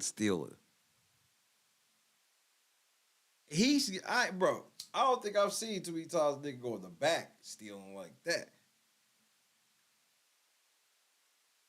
A sheriff's report from Ramsey County reveals Target blamed Wagner alone for an approximate loss of more than $125,000. Target says it is closing 9 stores in 4 states because of theft and organized retail crime. Target store closures earlier this year did not directly impact Minnesota, but the Minneapolis-based company tells 5 Investigates it is investing in more security across the board, from third-party guard services to locking cases for merchandise prone to theft. Is there more that these companies can be doing? Yeah, there's absolutely a lot that they can be doing. Landon Winklevoss is a cybersecurity expert with Nisos, working behind the scenes to help companies identify potential threats and criminals, often organizing online. The people that are doing the stealing are different than the people that are monetizing, and even different than the people that are laundering the proceeds. And it's not just electronics. You have your fragrances and clothing. Shoes is a big one. Man, y'all niggas are the reason you go in the store and everything behind glass. Like, these niggas are... I don't believe that they got any proof. I believe they think it's this nigga, but I don't think they got proof it's that nigga. Because they didn't even tell you who the chick in the green was. I think they just think it's this nigga. Because I'm trying to understand how y'all supposedly know it's this nigga, and he all on these cameras doing all this shit, but y'all ain't went and picked this nigga up yet. Ain't even questioning. These days, $13,000 worth of sneakers. Last year, 5 Eyewitness News told the story of shop owner Walter Dillon, forced to close after thieves hit his store in Little Canada 5 times. I don't believe the punishment is harsh enough. Dillon's testimony at the state capitol helped pass a new organized retail theft bill, adding greater consequences for those working in groups, as well as individuals who have engaged in a... Y'all niggas are so fucking greedy. See, nigga, I gotta keep it a buck. You didn't invest in your security. And you got hit and still didn't invest in your security. And then you got lucky enough they got caught. Now you helped Matt, or now you want bills passed so niggas could get more time for not violent crimes and things of this nature, but more time for theft. Insurance is part of the game, my nigga. Pattern of retail theft. Because they put me out of business, but they still going on. They still thriving. Well, how come all these other motherfuckers don't get put out of business for the theft like that? You see it sometimes, and a lot of times when Walmart's and them close, they can afford it. They just close up. They like, man, fuck y'all niggas. But they have the insurance to recoup losses. The thing is, for Walmart to get any type of payout, they have to have a certain amount of security going on as well and take a certain amount of precautions. How hard was it when niggas just bust in the back and get your shit? It's got to be harder than that. When you holding shit like rare Jordan, when you got a motherfucking shoe store and rare shit like that, you understand. That nigga probably had like $400-500 pairs of shoes in there that they went in there and stole. You gotta have that shit on the better lock and key. That's why, bro, if you ever really went into some hood spots, whether or not they've ever been hit before, a lot of the clothing spots in the hood that be having them shoes and shit like that, what do you see on the windows? Bars. Despite viral videos of flash mobs across the country, a new study of shoplifting trends by the Council on Criminal Justice found more than 95% of cases involve just 1 or 2 offenders, just like Angelo Wagner Jr. Remember him cutting off those iPhones at Target? Well, Wagner was bold enough to return to this same location here in West St. Paul 4 months later. But this time they alerted police, who came and arrested him. A judge sentenced Wagner to 20 months in prison early last year. Okay. I was about to say, nigga, like, how'd y'all know it was this nigga? Y'all ain't even caught this nigga, man. What the fuck? Y'all niggas is the weakest. But now he's out again, and we found he's racking up new charges. We wanted to speak with him. Wagner, there he is. But Wagner was a no-show for 3 court dates this month.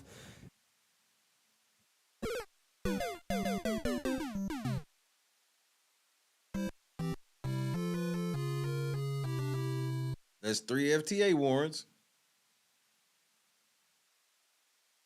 And he now has a warrant out for his arrest. Hashtag Shay was right. You're going to have some people shaking their fists saying, why isn't this guy, locked under the jail? Why should he be locked under the jail from stealing from Target, nigga? Y'all not gonna get me there. This nigga's not a menace to society because he's stealing from Target and Best Buy, nigga. Like, y'all just selling overpriced iPhones.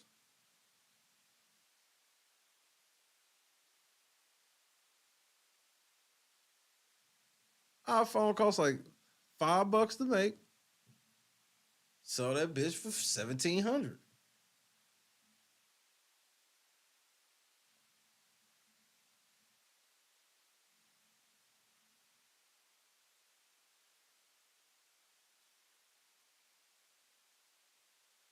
Why didn't you put him under the jail? He got 20 months for theft. That seems fair. He's just an idiot that wants to go back for it. Okay, send him back. But this whole thing where it's like, now this, why didn't you get this nigga 20 years for stealing from Best Buy? Bro, I think motherfucking 16 months is excessive. Or 18 months is excessive. What would he say, 14? Or whatever the fuck you said. I felt it was excessive because it was over a year. I'm like,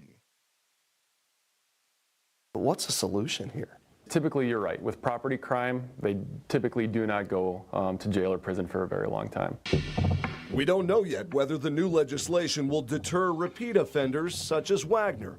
For now, how do you know that's him? Detective Speece says he's counting on collaboration with other agencies, combining cases across the metro to finally make an impact. That's what I hang my hat on, knowing that even though for my specific case, they might not have a lot of repercussions or even go to jail or prison, but eventually down the road, if they continue down this path, they most likely will.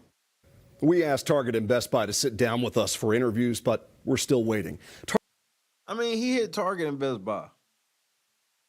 That's not a menace to the neighborhood.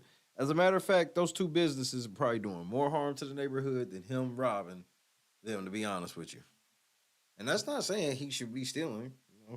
Bro, you can't steal. Target says it is working with community groups as well as local and federal government officials to try to crack down on this kind of theft a little bit. Oh, so now y'all want to reach out to the local community. Y'all niggas in the community taking all community money. You don't give a fuck. Now niggas is stealing from you. Now you like, come on, community, let's band together to stop this. Man, fuck you. Do we get a discount for helping that? You do that? You want us to help with loss prevention? Fuck you. Number 5, what's happening? They literally ask the community to help with loss prevention. Bitch, are you for real? Bit of good news here. That new study we mentioned did find that shoplifting overall has gone down in Minneapolis and St. Paul this year after a spike in cases last year. That's good news, but the brazenness of the people committing this crime is just unbelievable. There's a lot of work for police, the stores, everyone to do. Okay, Eric Rasmussen, very interesting. Thank you very much. Nigga, like, 5 and why y'all acting so concerned over Best Buy and Target being stolen from? Name the era where people wasn't stealing from Best Buy and Target.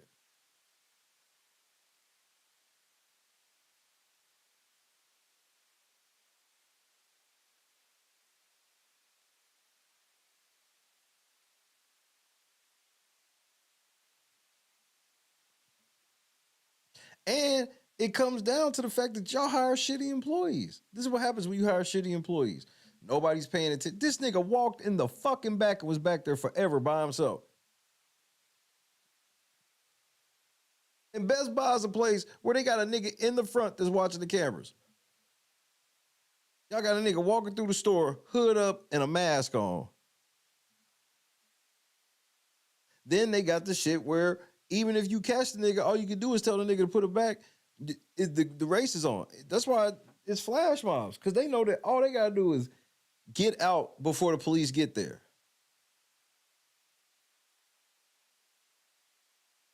So Even if you go, hey, call the police, them niggas just grab everything and bounce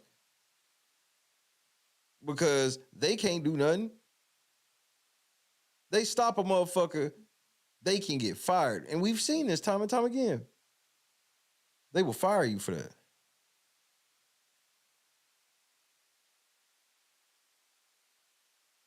That's why you saw that one clip of allegedly him and that chick walking out of that motherfucker where it was like they was following. It was like, bro, you got the laptop out of the case, gave them and let them get the laptop. Idiot. Yes, I know that when they looked at the laptop, you didn't expect them to just walk out of the door, but they did. And now you couldn't say nothing. Then they tell you if you stop them, you fired. And then if you let them take the shit like that, you could be fired because they'll be like, well, protocol said that once you take it out of the case, you take it to blah, blah, blah, blah. But they just wanted to look at the box. But protocol, some places could be cool, but some places could be a stickler.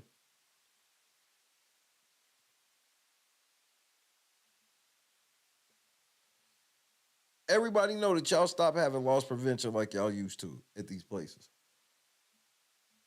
And now that y'all did, y'all paying for it.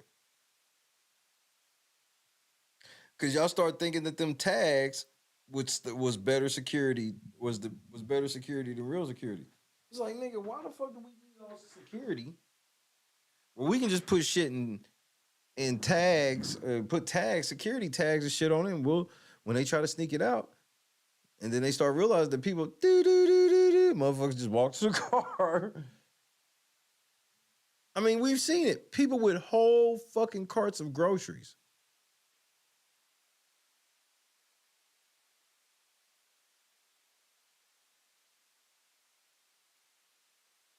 Because it ain't no point, Mike. It's going to cost them more money to go to court over this shit.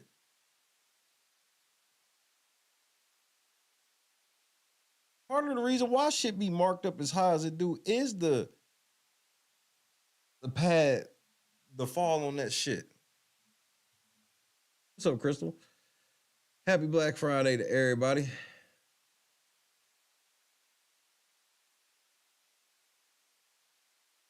Hope you had a good Thanksgiving. Go give me some more to eat once I get off the ear.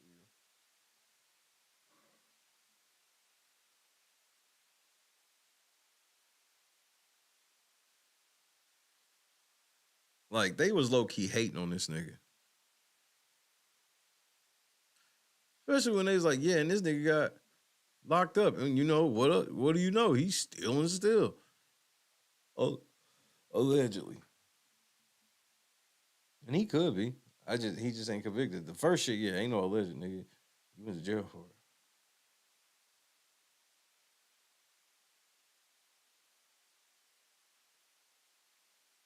Hey, let's watch this quick funny video. This shit is funny as fuck.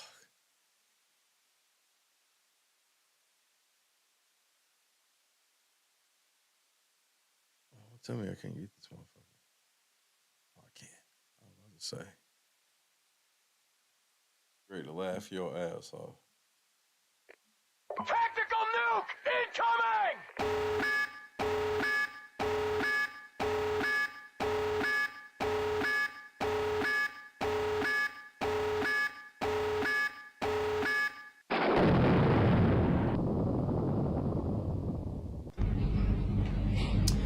What you are watching right now is a bed making competition. That's right. This proves that anything can be entertainment and you can sell tickets to really anything. So if you had a ridiculous idea that you were just like, man, who would watch this? Go for it. Because there are people putting on fitted sheets and pillowcases with a judge table looking at them. Now, just when I started to think like, man, that's stupid, who would watch this? I realized that the video had finished for the third time. I had watched it a lot. I am people.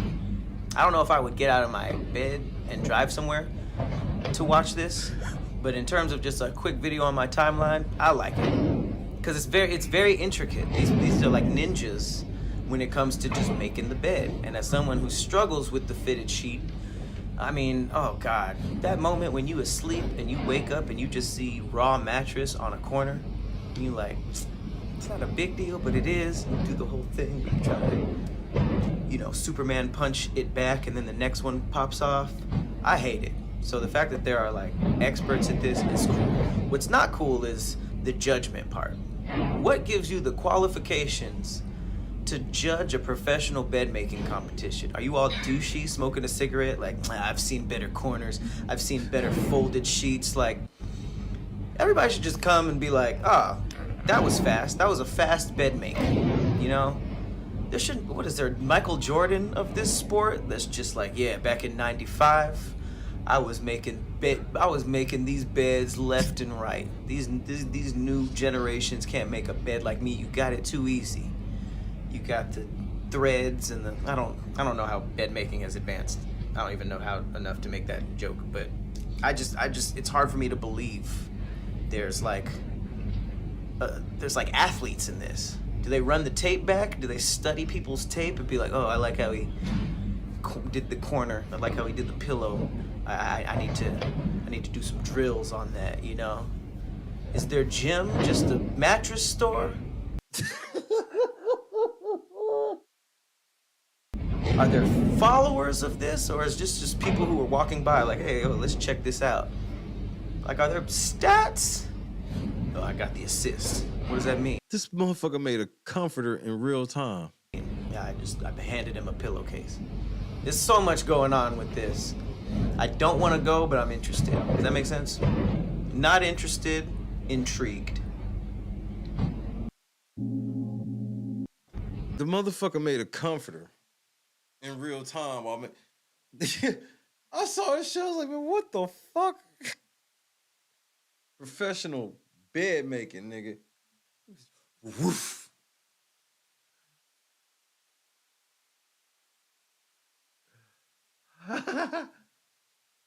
Bob, did you learn how to stuff a comforter? Hold on, watch the What bitch you are make the watching right comforter. now is a bed. Hold on. Watch this bitch make the comforter. All right, getting that motherfucking sheet in, right? Now watch. She makes a comforter.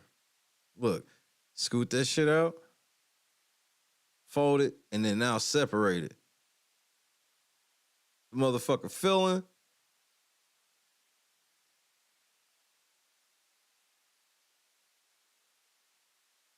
This bitch made a comforter, nigga.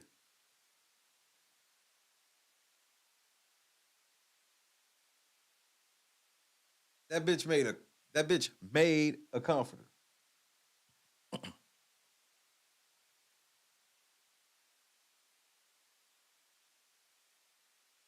You ain't making a fresh comforter every day. You need to make a fresh motherfucking comforter.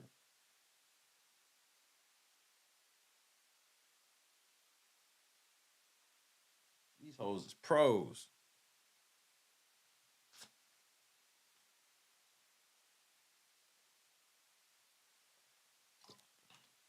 See, these bitches are competing for a passport, bro. This is a competition where one of these bitches get to win an opportunity to marry a passport, bro.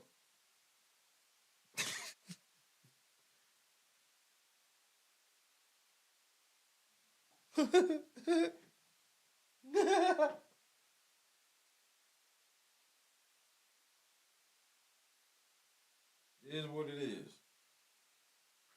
These hoes trying to get chose, nigga. These hoes trying to get chose. They are trying to get chose.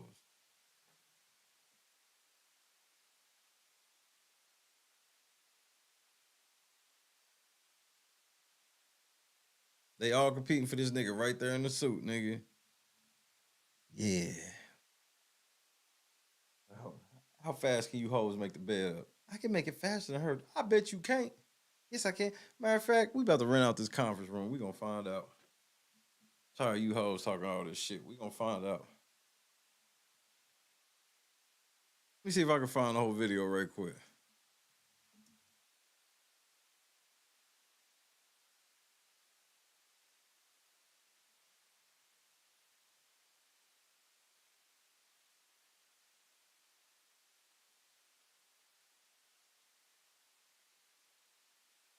I think I can only find about the amount of the clip he had. Let's see.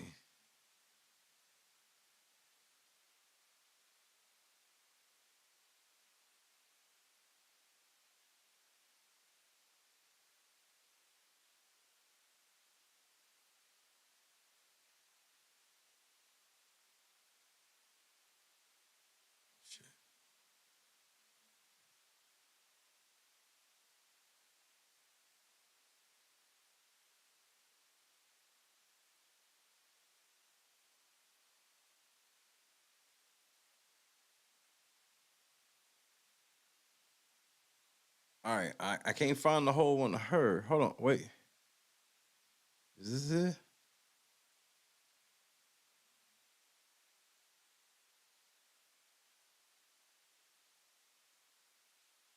Hold on.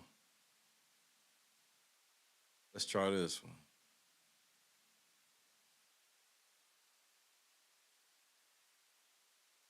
Hold up. Wait.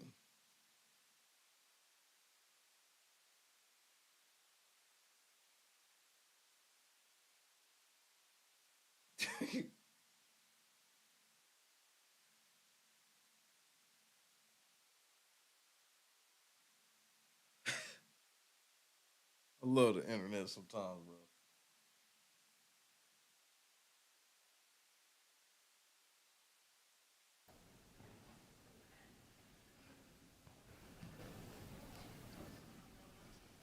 Damn, ain't no sound in this motherfucker. They just going in. Get to the shit then, nigga. My friend, room is on queue. That's racist.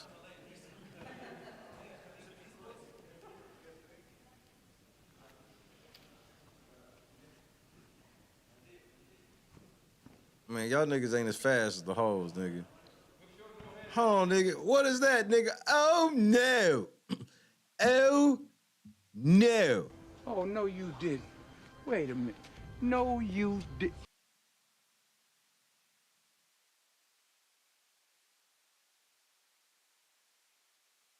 Nah, these ain't no pros. Hold on, nigga. I need to find pros.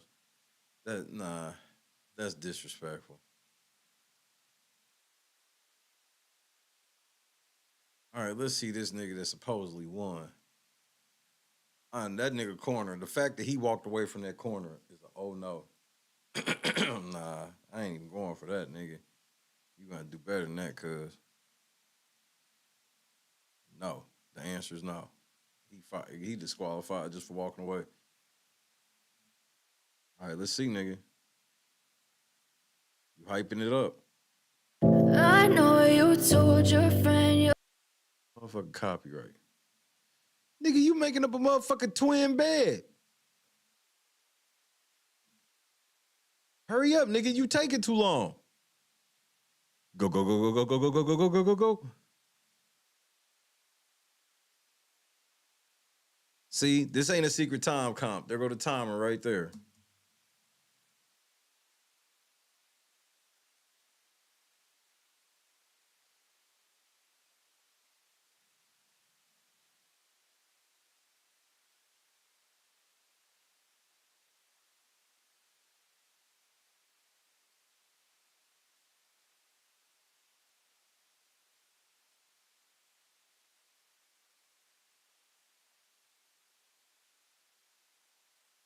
This nigga gotta make the comforter, nigga.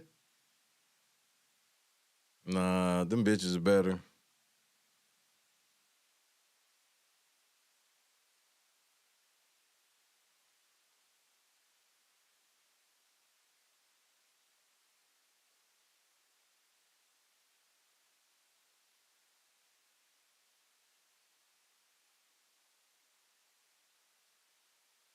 Damn, he be getting a good snap.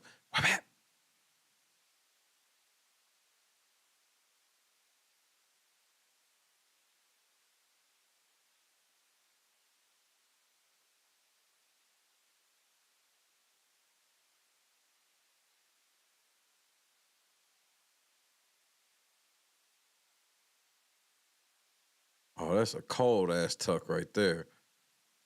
Hold on, nigga, you showing out.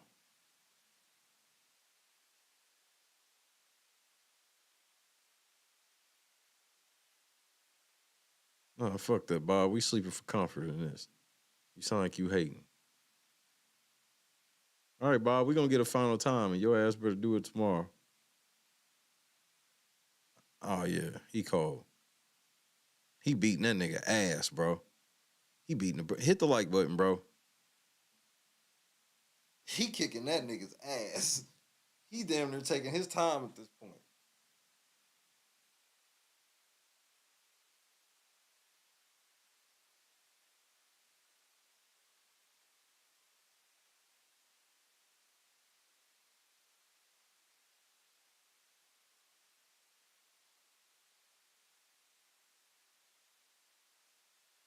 Yeah, Bob low key hating from the sideline though, please. So I don't know about all that.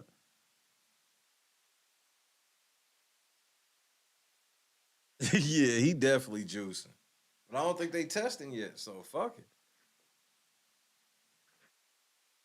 That's what I'm saying, Bob. You ain't supposed to make him that tight. He made him perfect. That's why I'm like, you hating from the sideline. Whatever the fuck he doing right here, you better do all this shit. I don't know what the fuck this is.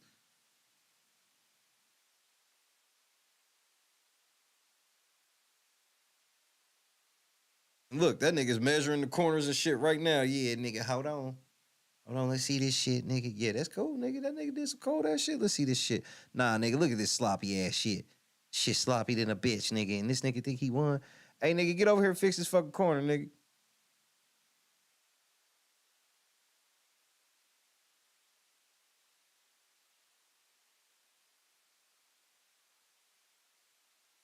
I'm shitty. Bob, you better make a fucking swan tomorrow, nigga. You better make a swan tomorrow, nigga.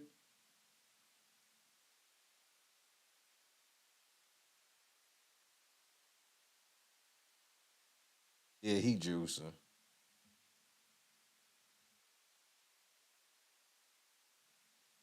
Church out. Yeah, he juicing. Bob, your big mouth done got you in trouble. This nigga done turned two swans into a fucking heart with his and her towel in the middle of that bitch. The swans are making a heart. Bob, you not fucking with him, Bob.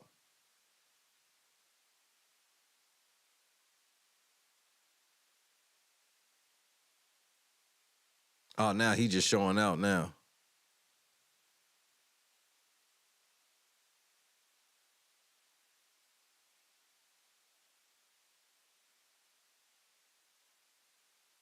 Wait, nigga, you not done?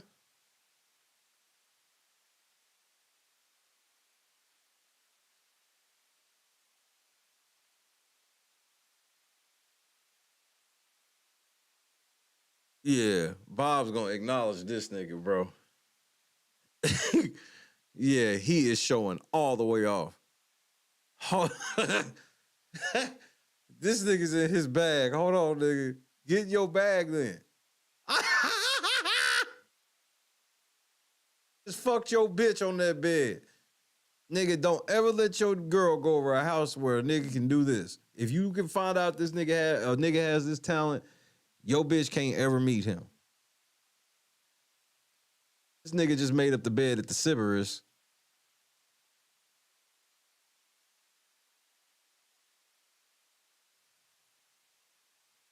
Hold on, nigga. Let me get my shit. Yeah, hold on. Let me get this shit. Oh, nigga.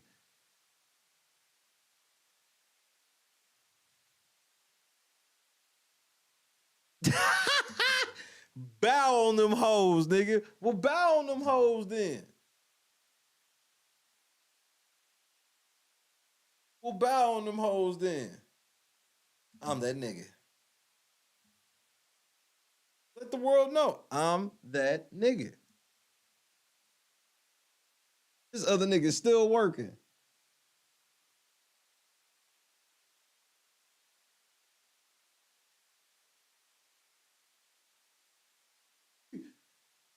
Bob, here you go. You sound like you hating again. This nigga cold. Yeah, I'll give it to you, bro. That's a personal foul. Unsportsmanlike conduct. The touchdown is good. The penalty will be on the kickoff. Nigga, the touchdown is good and the penalty shall be on the kickoff.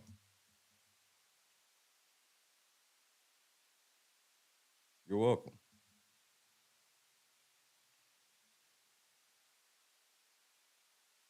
That's how you make the bed when a bitch coming over.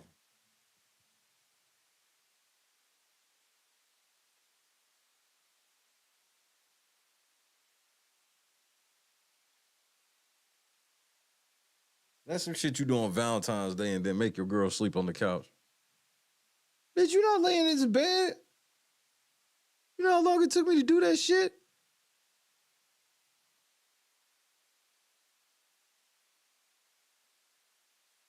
Yeah, you want to just stretch out in this motherfucker. Bitch, you can get that rose and go lay on the couch.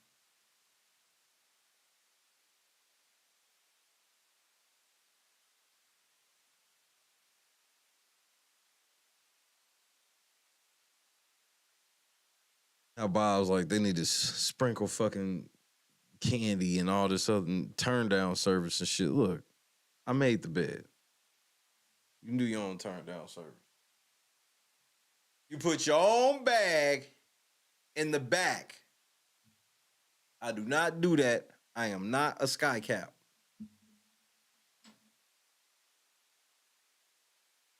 I'm a professional bed maker.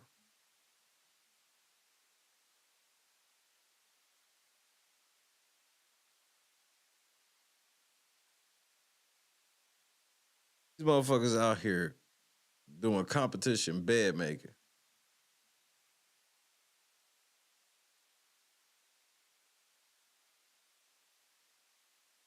Let me get the clip of the chicks by themselves. They shit was looking way more crisp. But I mean, this nigga, that shit, he brought it along. His shit definitely progressed nicely. It was like, oh, okay. I don't know. And then all of a sudden it was like, damn. And Bob was hating the whole way too. That's the part I remember the most.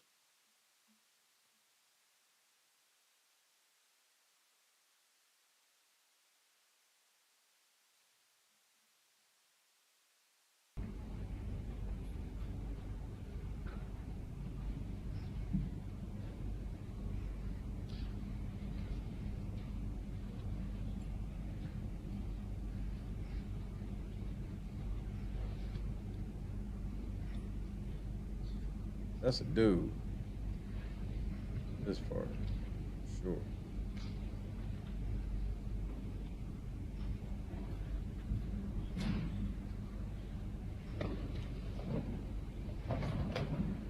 Condoms? You don't make the bed up like that to use condoms. What kind of shit is that? I'm making a motherfucking comforter in real time.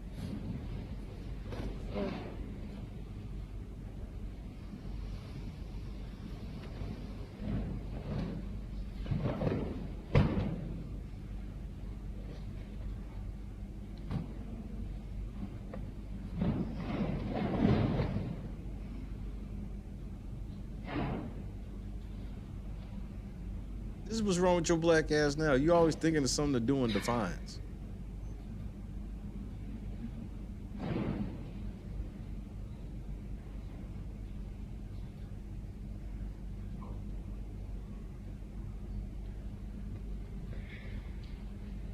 It's the power walking around this motherfucker for me.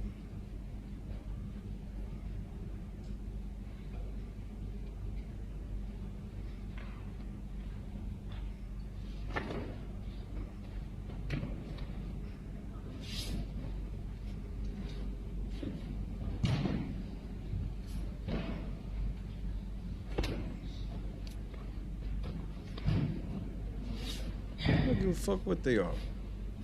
Made it fresh. Duvets, comforters, same difference. Here go the white people always want to try to correct a nigga. Bitch, it's a blanket. He made a blanket. Your bitch ass. I won. I win. Win. I win.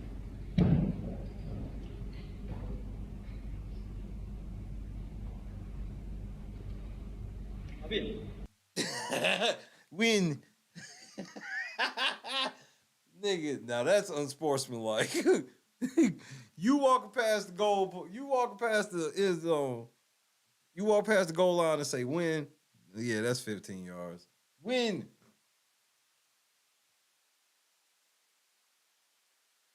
Personal foul, unsportsmanlike conduct on the offense.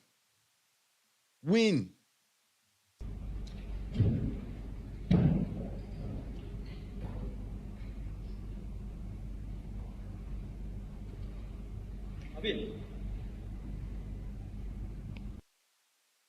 Hey, other nigga. Hey, other nigga.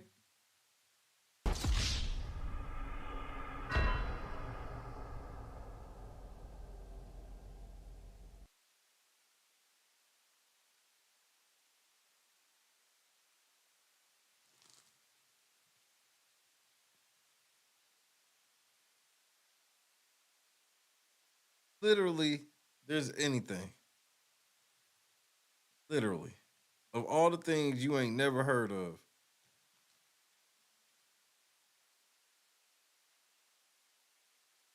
All the things you ain't never heard of. A motherfucking bed making comp. And Clee sees this and she gets motivated to not make the bed. I mean, you make it make sense, but whatever.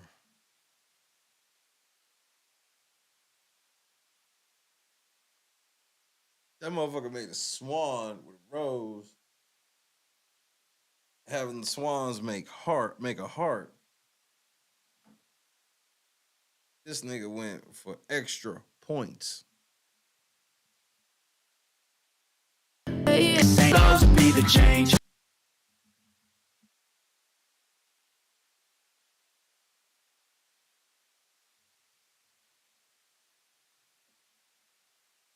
Yeah, I'm gonna be. Yeah, Bob, his lazy ass bed making. I'm gonna show this weak ass nigga. Yep, tuck this shit like here. Then just unfold this motherfucker on the bed. Like, yeah, just sit right there, chill. I'll finish you when I get back, nigga.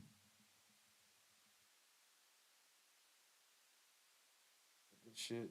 Uh-huh. Yeah. Now y'all sit like that. Come in like that. Bam, nigga, I'm the coldest.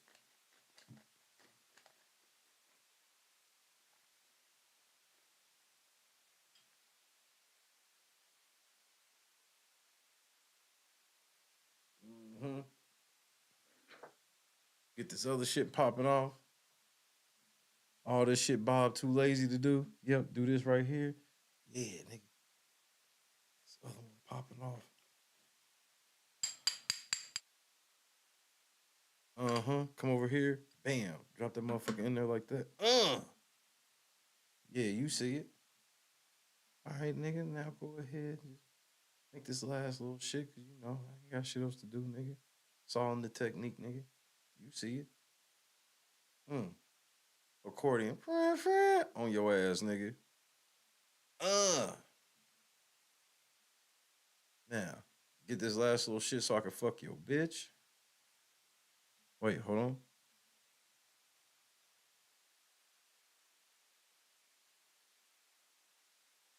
Hold on, Bob. That might be the chocolate with your hating ass.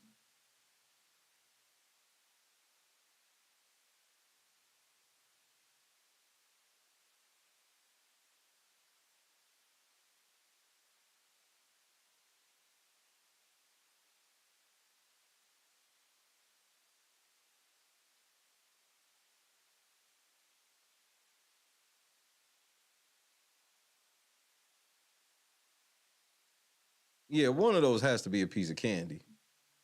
Has to be, Bob.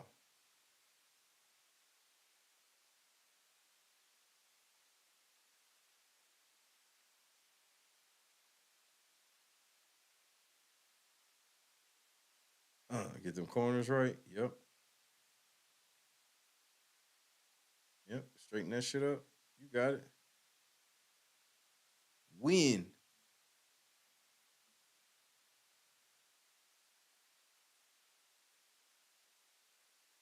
That's what I'm about to start saying every time I beat a nigga in something.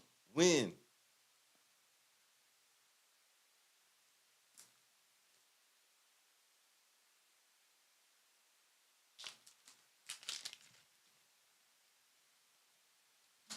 I wish I would have got to see the final count. The video itself was about 6 minutes 20 seconds. So I think it was sped up a little bit, so like 9 minutes change. I think I saw it 9.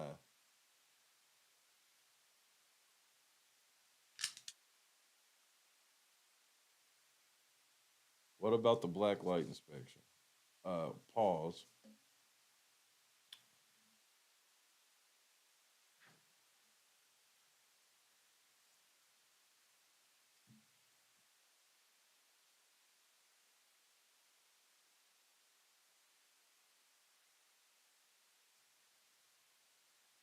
I never thought I'd see some shit like that, but that I give dude credit. That shit was interesting. And then obviously it's got to be a rule that says they can't run. That's why the motherfuckers be right on the edge of running or jogging. The extreme power walk.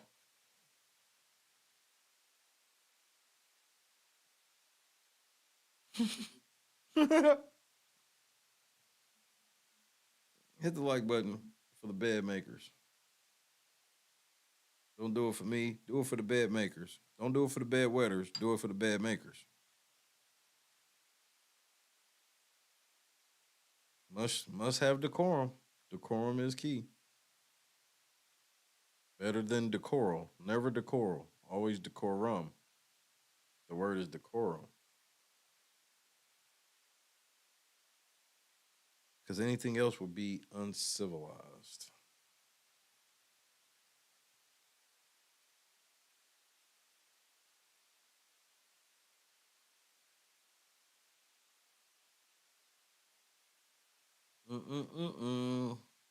What's y'all playing the rest of the weekend? Tomorrow, I think we going over this thing about the streets of San Francisco and the drug haven that has popped off in that motherfucker now.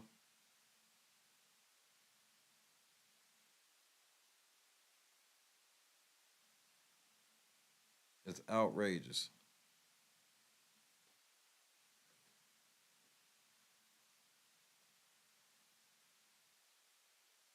The framing of it is even more outrageous in certain parts. With leftovers in the family. That sounds like a plan for me. Except tonight is gonna be leftovers and me. This house is going to be sweepy. Well, tomorrow Saturday. Let's not get too far ahead.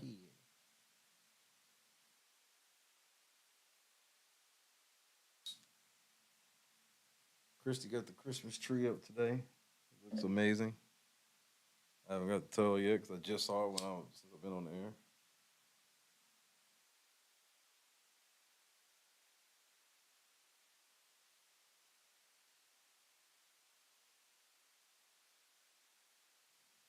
Man, she made so much good food. I'm happy. I was eating the potatoes like, and I'm so glad. I don't even be thinking like that, but I was definitely on some fat boy shit with that. I was like, man, I'm so glad there's some more of these in the refrigerator.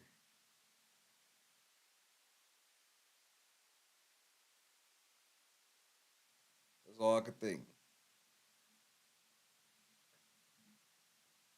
We ain't got like no lights outside or nothing like that.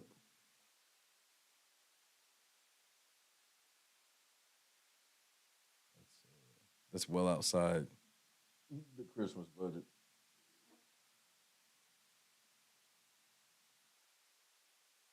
Jesus' birthday. Christ's birthday.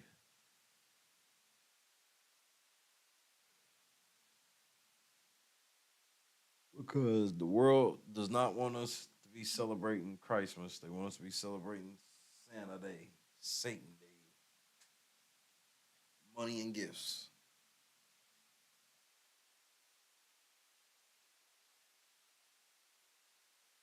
Gotta fix the vertical blinds.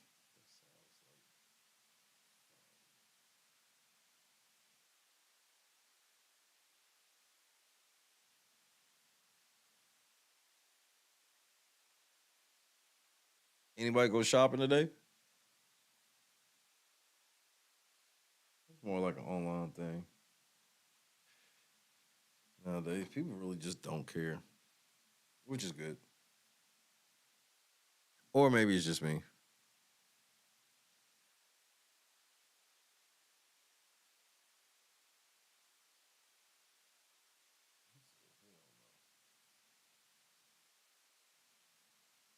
Family today was a great decision.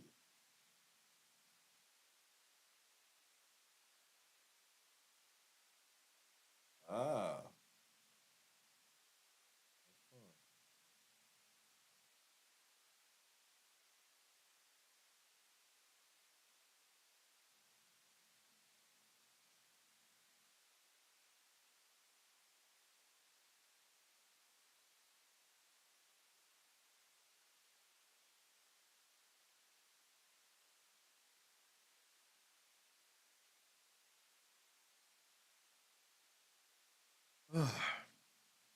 This has been a very great Friday for me. I just relaxed, chill. I watched that Dolphins game. It was okay. I'm sure it was excellent to Tommy. He got a little too scary late, but you know how that goes. Um,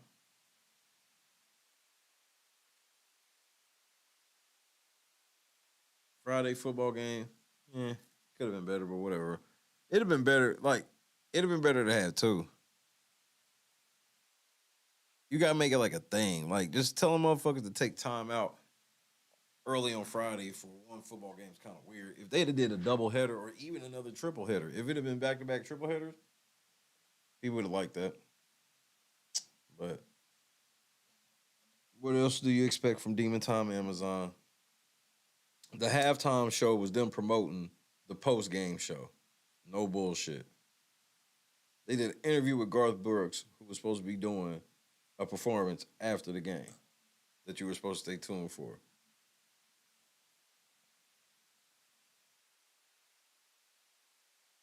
Dolly Parton was up there with her 238-year-old ass, bro. She has the greatest plastic surgeons of all time because they have been able to just preserve her at a certain level.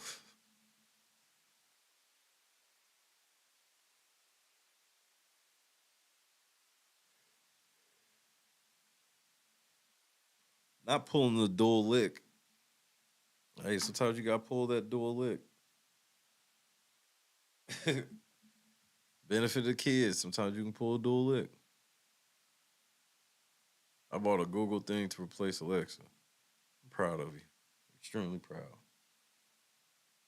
A man who's taking his privacy seriously.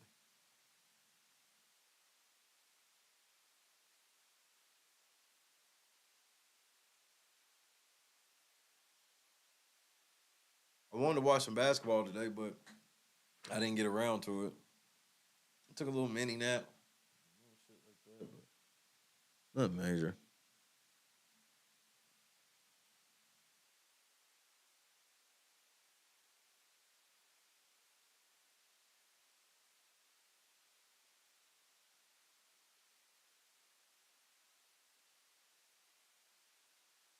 What I'll do the rest of the night, who knows?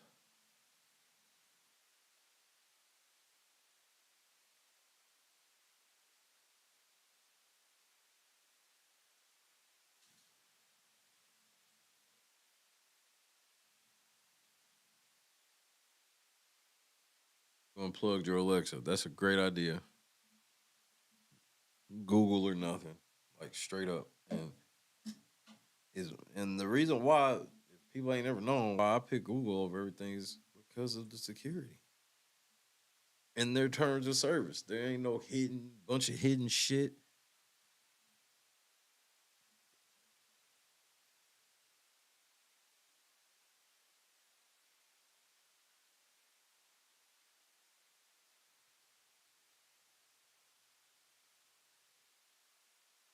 She's way too nosy. She talked to the feds.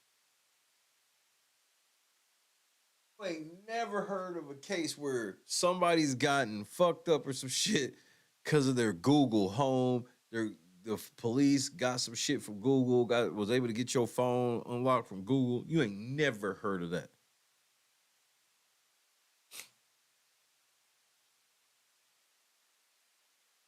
And that ain't because you want to do it to be doing nefarious shit. It's to do it to, bro, they will data mine the fuck out of your shit. Get all types of your information and shit.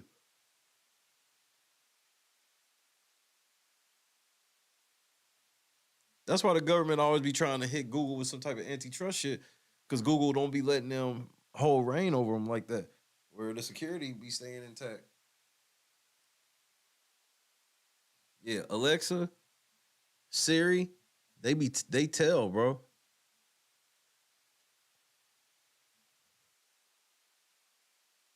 Shit, that at least it was a motherfucker out of the country. She also gave it to the feds who are actually here.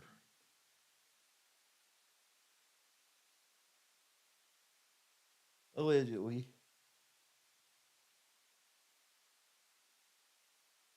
It's all alleged. I'm probably lying. I'm not lying, bro.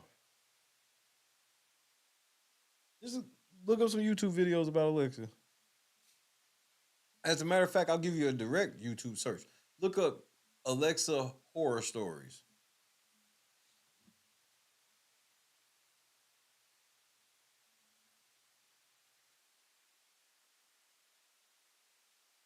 That'll fuck you up.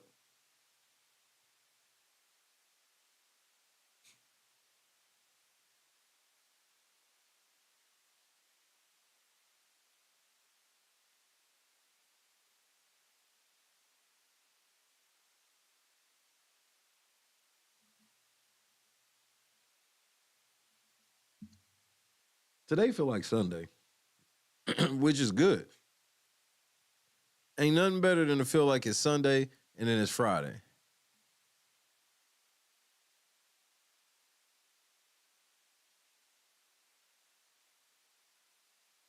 Normally it'll feel like a Sunday on some bullshit on a Tuesday, and then you'll wake up Wednesday with that fucking reality check. Not today. Not today.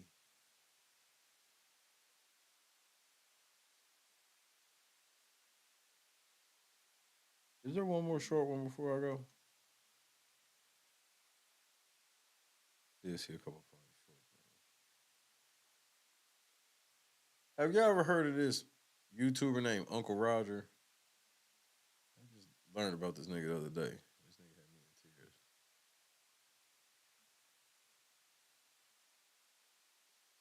Hold on, we gotta see what Josh Giddey said. Josh Giddey, he getting up out of the league, nigga. Bro, he getting up out of the league.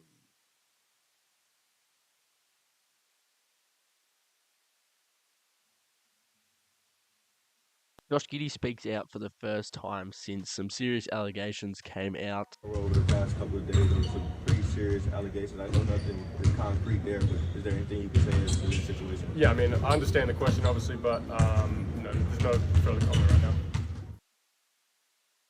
You are watching When Keeping It Real Goes Wrong.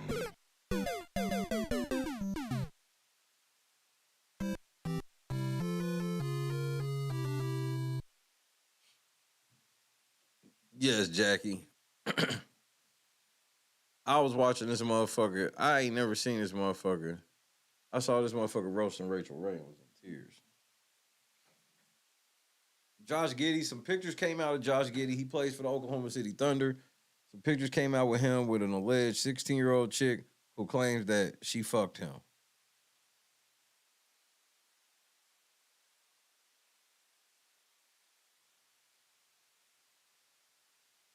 He has not been suspended or nothing yet. If they find any sniff, I won't put her picture up because she is a minor, allegedly. I don't know, but if they any sniff, He a good player too. They don't, and they ain't not gonna give a fuck. He gone.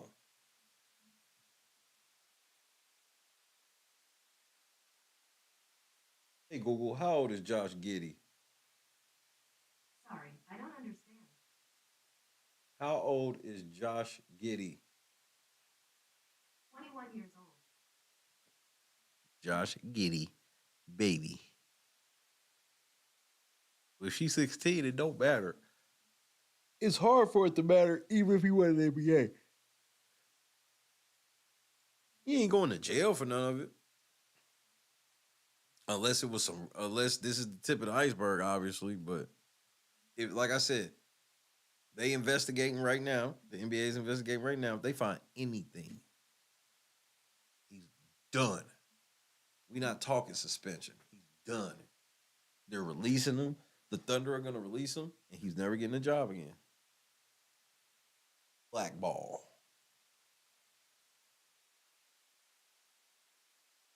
He ain't even from here. He from Australia too.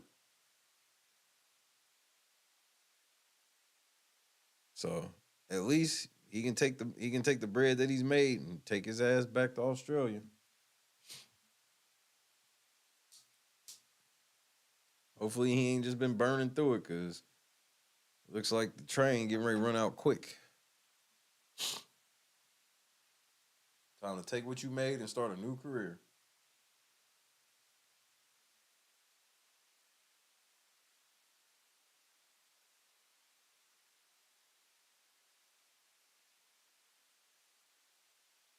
Sucks. But we'll see. I at least give the NBA credit for it. Man, a lot of times just that shit come out, they be like, well, this nigga sitting down now. That nigga played tonight. They're like, in-season tournament game? Nah, you playing tonight.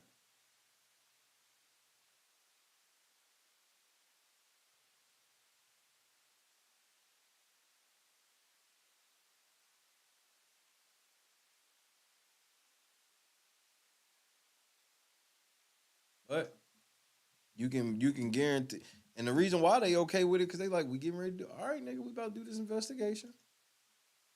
And if we smell anything, nigga, bye-bye.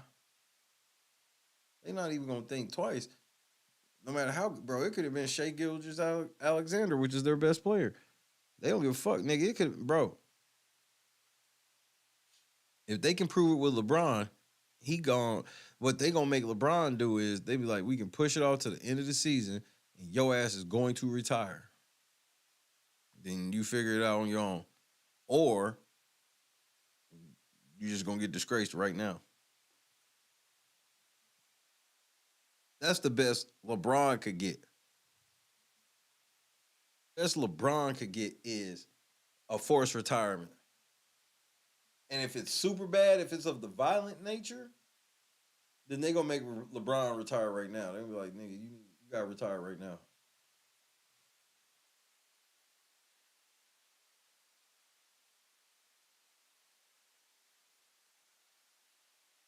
SH, good evening. Good night. We getting ready to get the fuck up out of here.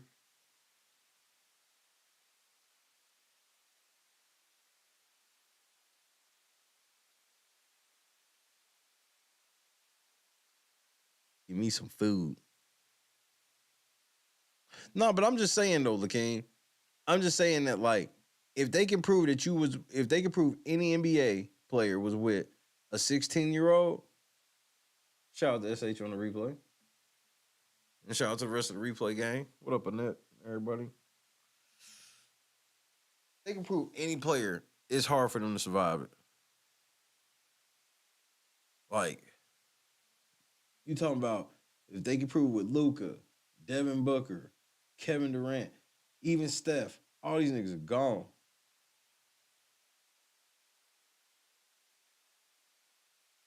Survivor Series is tomorrow. I hope I remember. It'd be hard for me to remember. What time does it start? 8 o'clock Eastern? Hey, Google, remind me at 6:30 p.m. tomorrow to watch Survivor Series. Okay. I'll remind you on Saturday at 6:30 p.m. All right, so let's see if that works.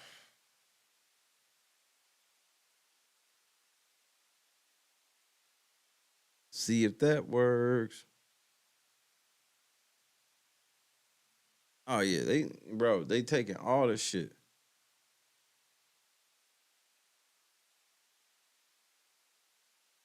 That's why of all things, it ain't even no purpose, like, bro. But and it's here in where I'm at, right here in Oklahoma City.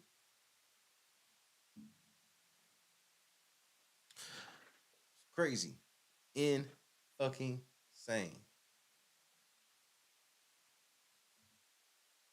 Hold on, let me see something. I might smoke one more with y'all since it's a holiday.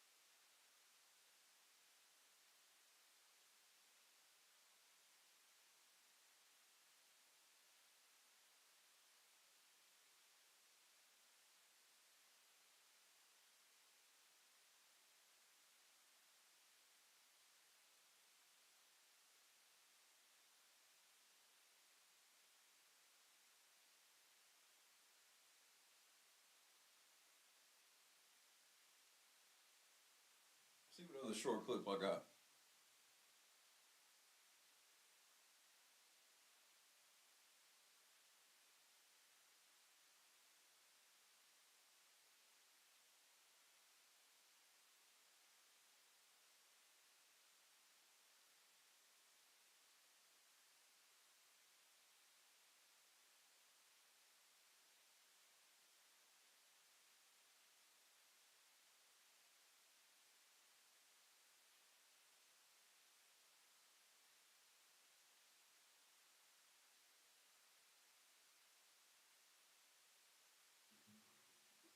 I'm proud of everybody that waited until today to get their Christmas decorations up.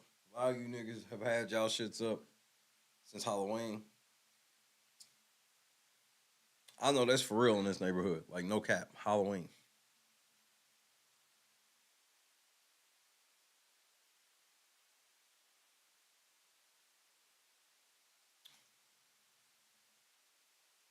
What am I getting everybody for Christmas? Absolutely nothing. I'm broke, nigga. I'm broke.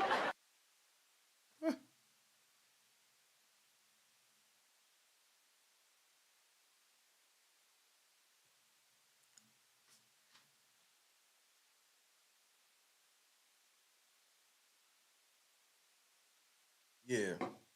There's a lot of people over here who been had they shit up. I was astonished by that. I'm like, so just fuck Thanksgiving. Fuck being thankful. That's just a little pit stop on the way to the main event, huh? Got you.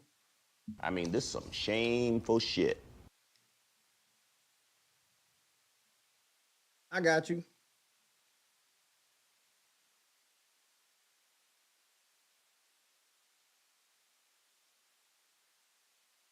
We do the San Francisco shit tomorrow. Nigga, when I tell you you're not going to miss that. You are not going to want to miss that shit.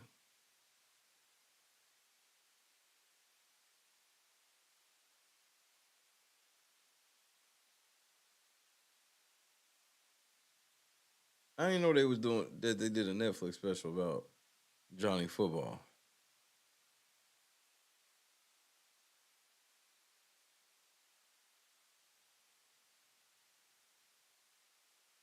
The Barnacles.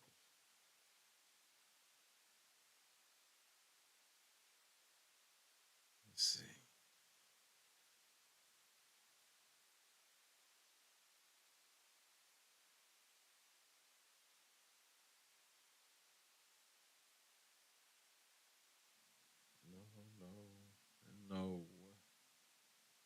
No.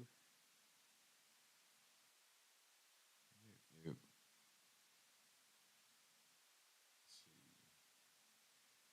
You know what? We'll just go this one. I think we got enough time for this one. How long is it? Yeah, we got time for this one.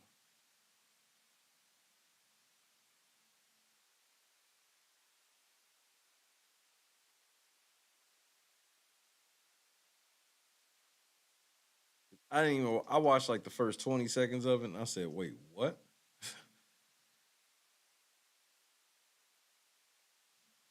Look, this world.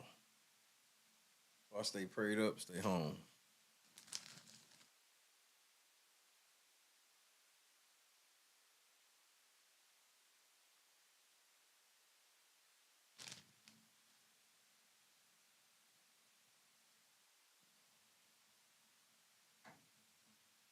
I'm gonna try to get them to watch Home Alone with me tomorrow.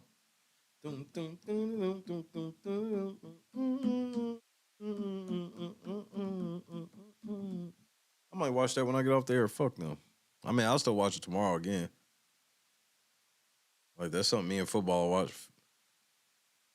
You do it right, we'll at least watch it 10 times for the year over, or for the season's over.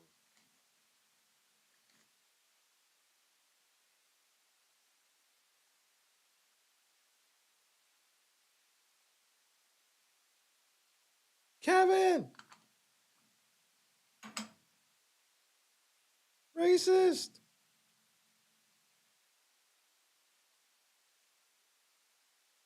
Now, why would I call it racist? Obviously, because if that bitch was black, she'd have been up under the prison. I don't know, man. They be letting women get away with a lot, but they would at least lock the daddy up. Kevin's daddy would have definitely had to do time.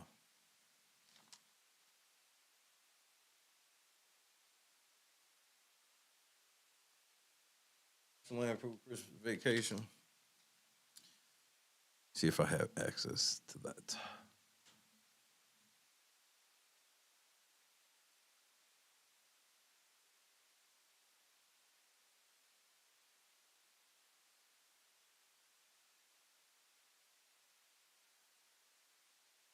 Oh shit.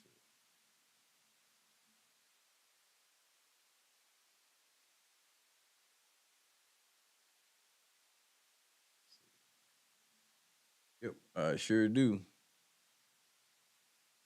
Put that on the list. Me and Christy watched just that as well.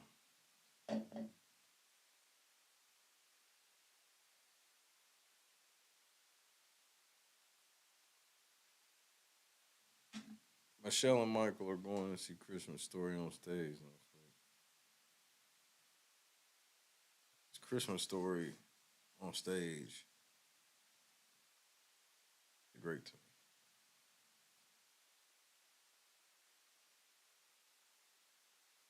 Like I ain't saying it like in a way like definitely not on no hater shit. It just doesn't seem like that sounds appealing to me.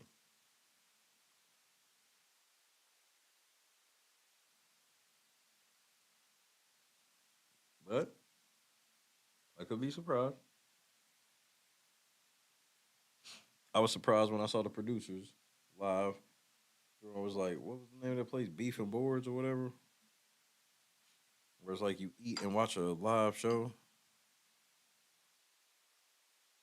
That was fun. I only done it once and I vividly remember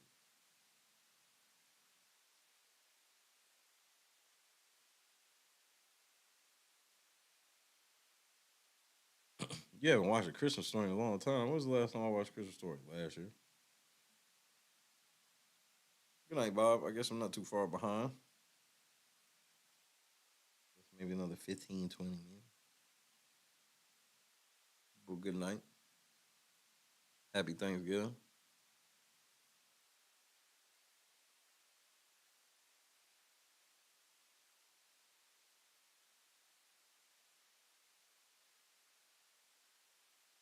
In other words, be thankful, bitch.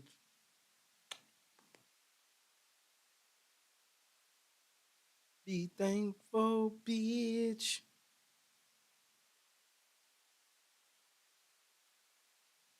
Something about the way I say bitch. It just has a nice ring to it.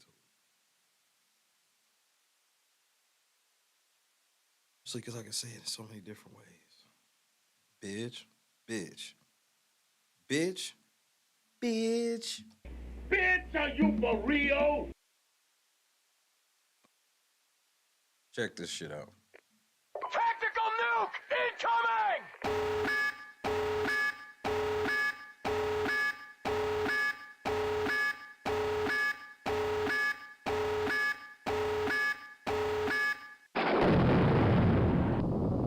What's the biggest mistake you made at your wedding? Honey, I love you, but said I do. What was that? What's the biggest mistake you made at your wedding? Honey, I love you, but said I do. Oh, no, you didn't. Wait a minute. No, you didn't. What's the biggest mistake you made at your wedding? Honey, I love you, but said I do. Not my mistake. Not my mistake. I love my wife. Several months later. We've told you about the Family Feud contestant accused of killing his wife. Well, his game show days are definitely over. He was just convicted of first-degree murder and home invasion just 3 months after he killed his wife. I'm losing my motherfucking mind, man. The nigga said that and then went on to actually kill his wife.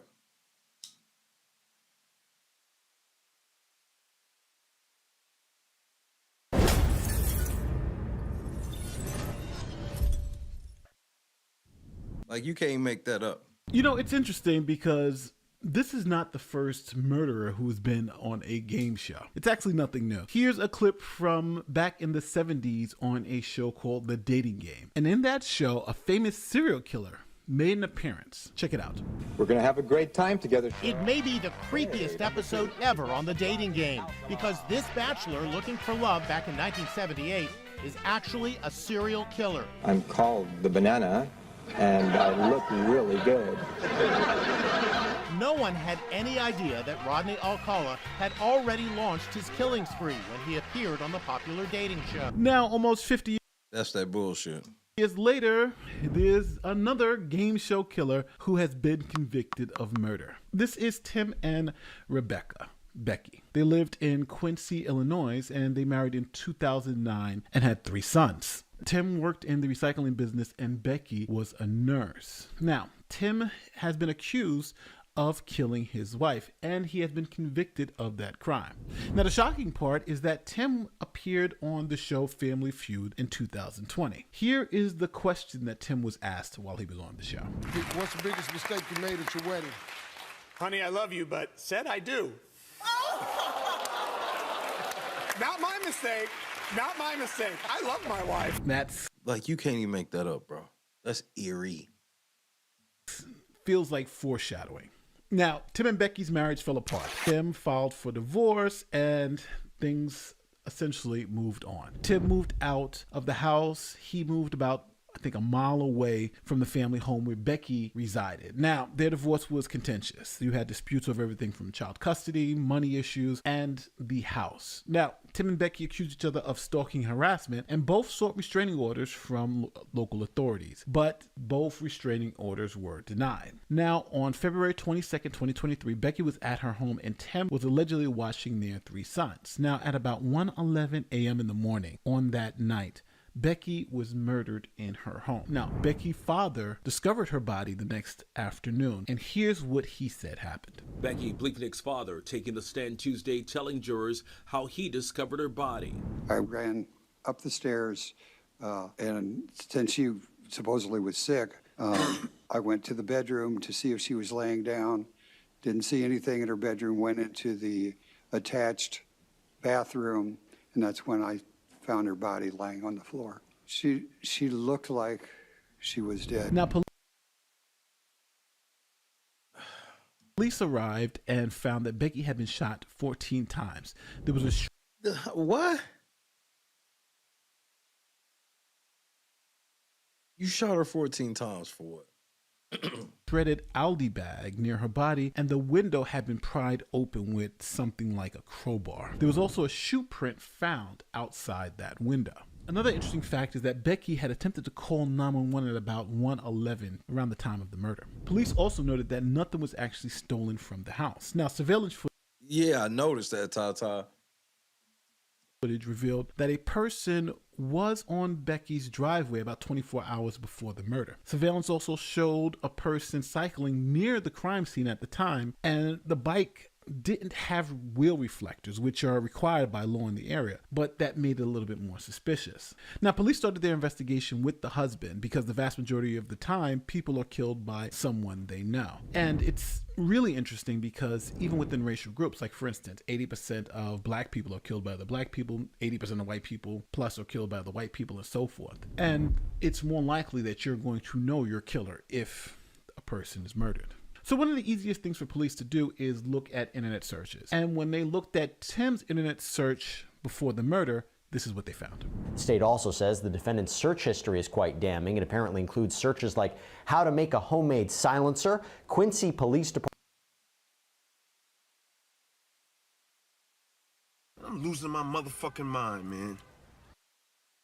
How to make a homemade silencer. Response times, using a crowbar to open doors, and even how to wash gunpowder off your hands. Now, police also found a bike matching the one on the surveillance video without any of the reflectors near Tim's house. Police also searched Tim's home on March 1st, 2023, and they also found Aldi bags, cartridge cases, and a crowbar. So here is the government's case. Prosecutors say Bleefnick did the unthinkable, rode a bicycle to her home, climbed up to the second floor, opened the window with a crowbar, and shot her multiple times using a homemade gun silencer. We learned that he did practice runs of going to her house on that bike multiple days. We learned about his Google searches. We learned so many gruesome facts. Nigga, why didn't you just kick the door in? Like, if you was gonna be this sloppy, like, what the fuck? This nigga's a fucking clown. I would have never dreamed that I would be listening to details like that. Now, Tim was arrested on March 13th, and Tim claims that he is innocent. My kids. I just wanted to know that I love them, that I miss them. I'm innocent. I didn't kill Becky. But Becky's sister says Tim is right where he belongs. Just a quick recap of the evidence against Tim. You had a real nasty divorce. You had these text messages from Becky to her sister fearing that Tim was going to hurt her. Tim's also interest in the neighborhood security cameras. A suspicious person was caught on camera. There's a bicycle that was found near Tim's home. The internet search history that suggested premeditation. And interestingly enough, all of Tim's devices, like his phone, were turned off during that time frame so no one can see where they were at.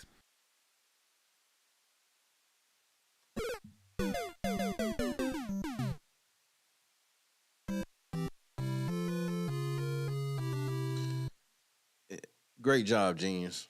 But on the other side, Tim's defense was that there was no clear ID of the person on the surveillance cameras. The bike was found near his house, but it wasn't found at his house. The shoe print that was found outside the murder scene didn't match any of Tim's shoes. And Tim was allegedly taking care of 3 kids the night of the murder. So was the government suggesting that he left the 3 kids at home to go kill his wife and then come back? But the jury found Tim guilty. Would the clerk read the verdicts, please? We, the jury, find the defendant, Timothy Bleefnick, guilty of home invasion signed by the 4-person and 11 jurors. We, the jury, find the defendant, Timothy Bleefnick, guilty of first-degree murder signed by the 4-person and 11 jurors.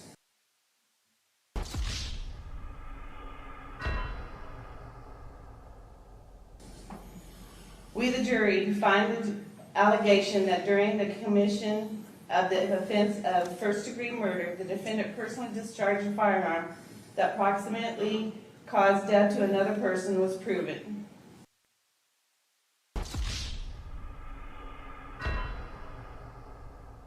Signed by the 4-person and 11 jurors. So after the jury concluded that Tim was guilty, the judge easily gave him a life sentence. The court believes that the appropriate sentence for each of the 2 counts of first-degree murder would be natural life.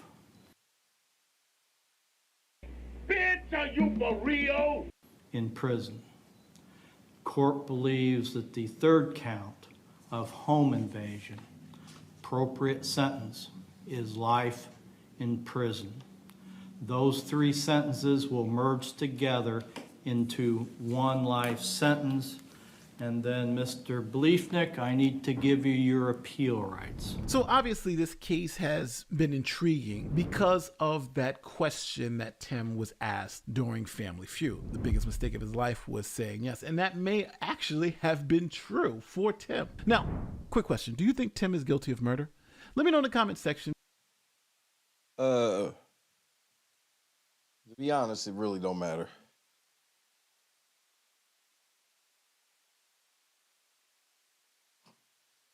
It really don't matter. Once they got her sister saying that she was scared of him, that was it.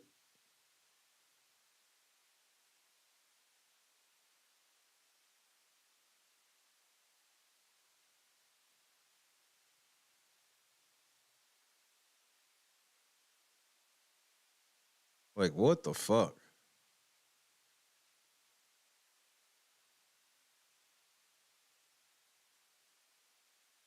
I never heard of this shit.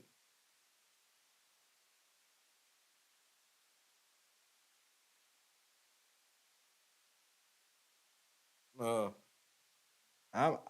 not. I haven't seen enough to convince me. I have to see the whole thing, but I've seen enough to see how they were convinced. You got searching homemade silencer, and they found she was killed with a homemade silencer, and the sister. Those 2 things are 2 where I'm like, yeah, I can see where it's like it's hard for a jury to get past that. So the kids lose everybody.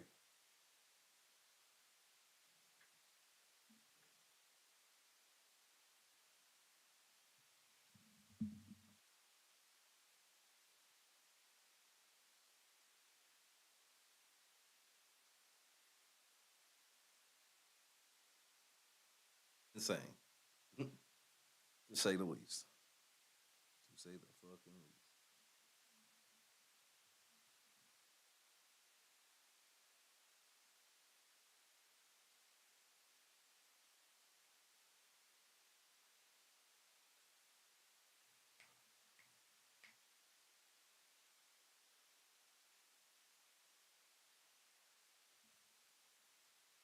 This nigga, of all the questions he could have been asked on Family Feud, that should have been his. That should have been his sign to never do it.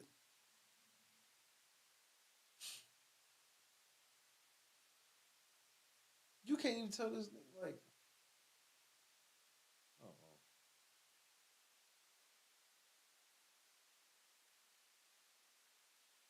You could be like, why would you just leave? Oh, he already did. He already did and double back. Sweet. Definitely seems like the play. Jesus.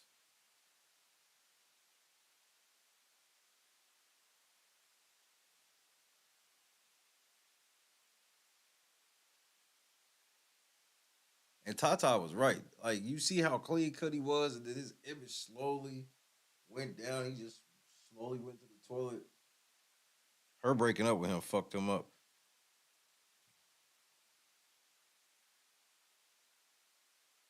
Because it's hard for me to believe this. He broke up with her and then went and killed her. Nah. She broke up with him.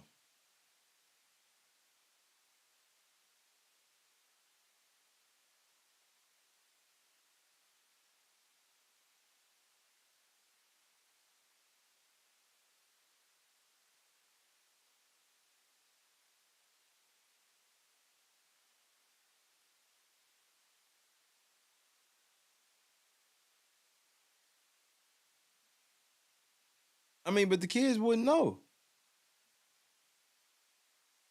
Because he probably did it when they went to sleep. I wouldn't imagine that he did it during the day. I'm sure they asked him and they was like, we don't know. He was there when we went to sleep and he was there when we woke up.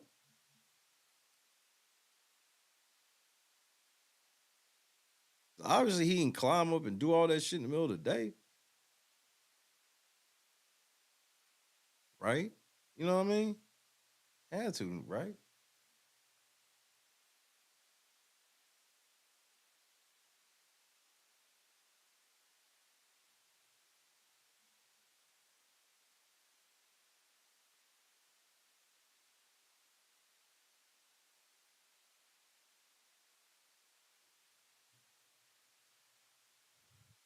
Yeah, I wouldn't mind checking out myself.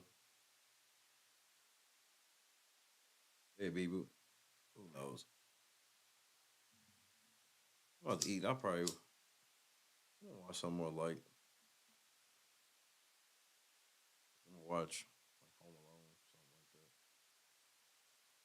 that. I may watch Home Alone 2 since we'll probably watch Home Alone 1, but then we'll probably watch both.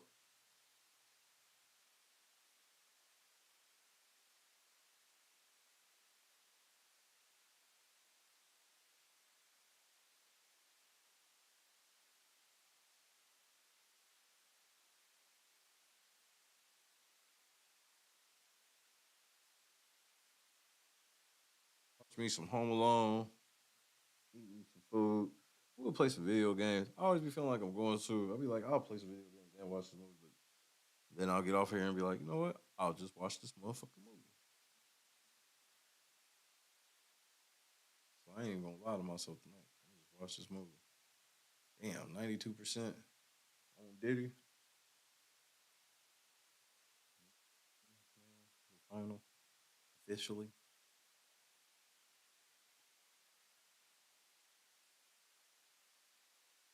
I guess say good night to your boy. Happy Thanksgiving again, motherfuckers. Family.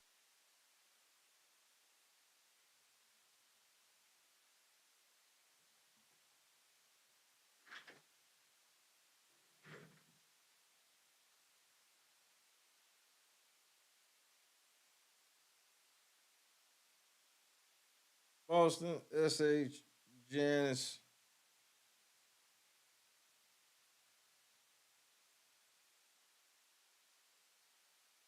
Everybody, yeah.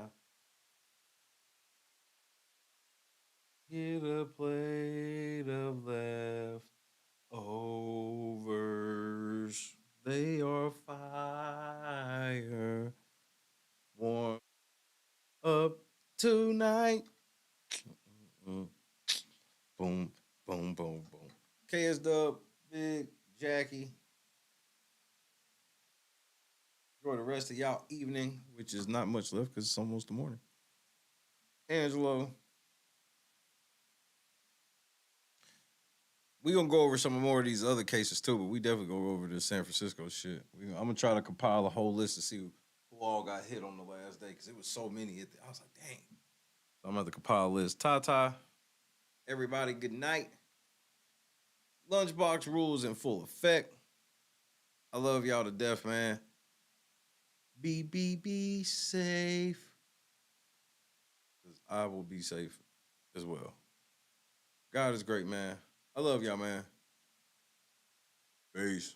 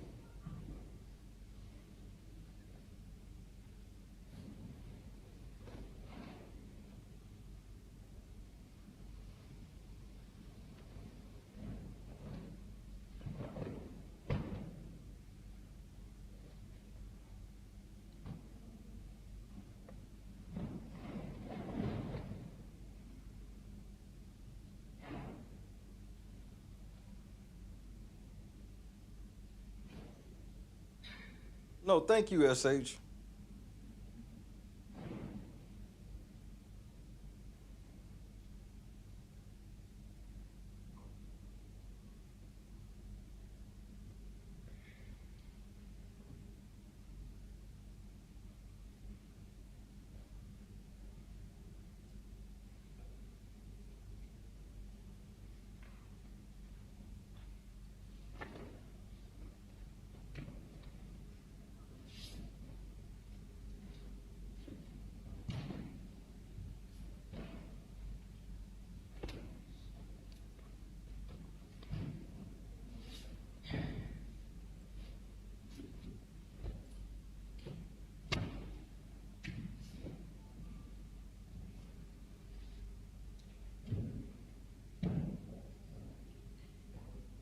Win.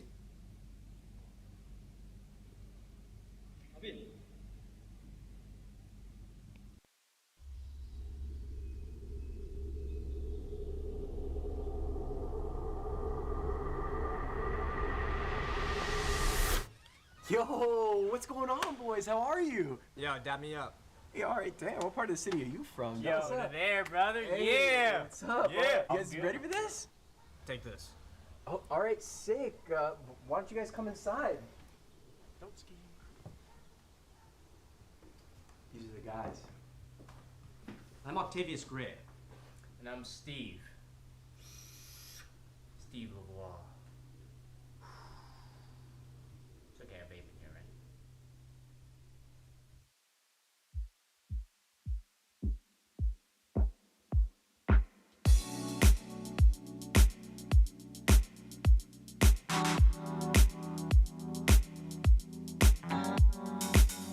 Set the mood right.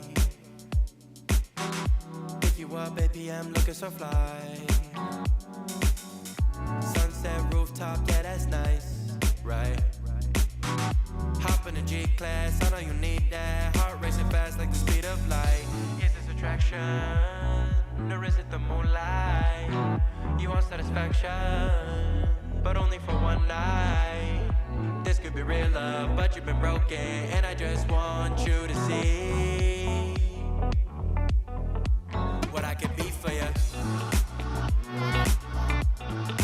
What I can be for you. What I can be for you. What I can be for you. What I can be for you. You got me wrapped up in your love.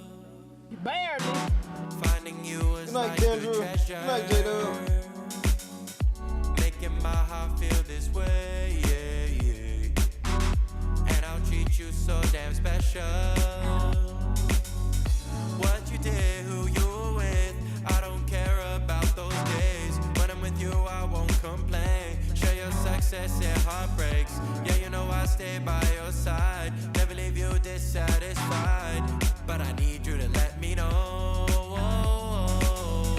Is this attraction, or is it the moonlight? You want satisfaction, but only for one night. This could be real love, but you've been broken, and I just want you to see My name is Jeff. what I can be for you. What I can be for you. What I can be for you. What I can be for you. What I can be for you. Baby girl, it's just one night. Yeah, baby girl, it's just one night. Oh, yeah, it's just one night. Yeah, baby girl, it's just one night. Yeah, girl, it's just one night. Yeah, baby girl, it's just one night. Oh, yeah, it's just one night. Yeah, baby girl, it's just one night.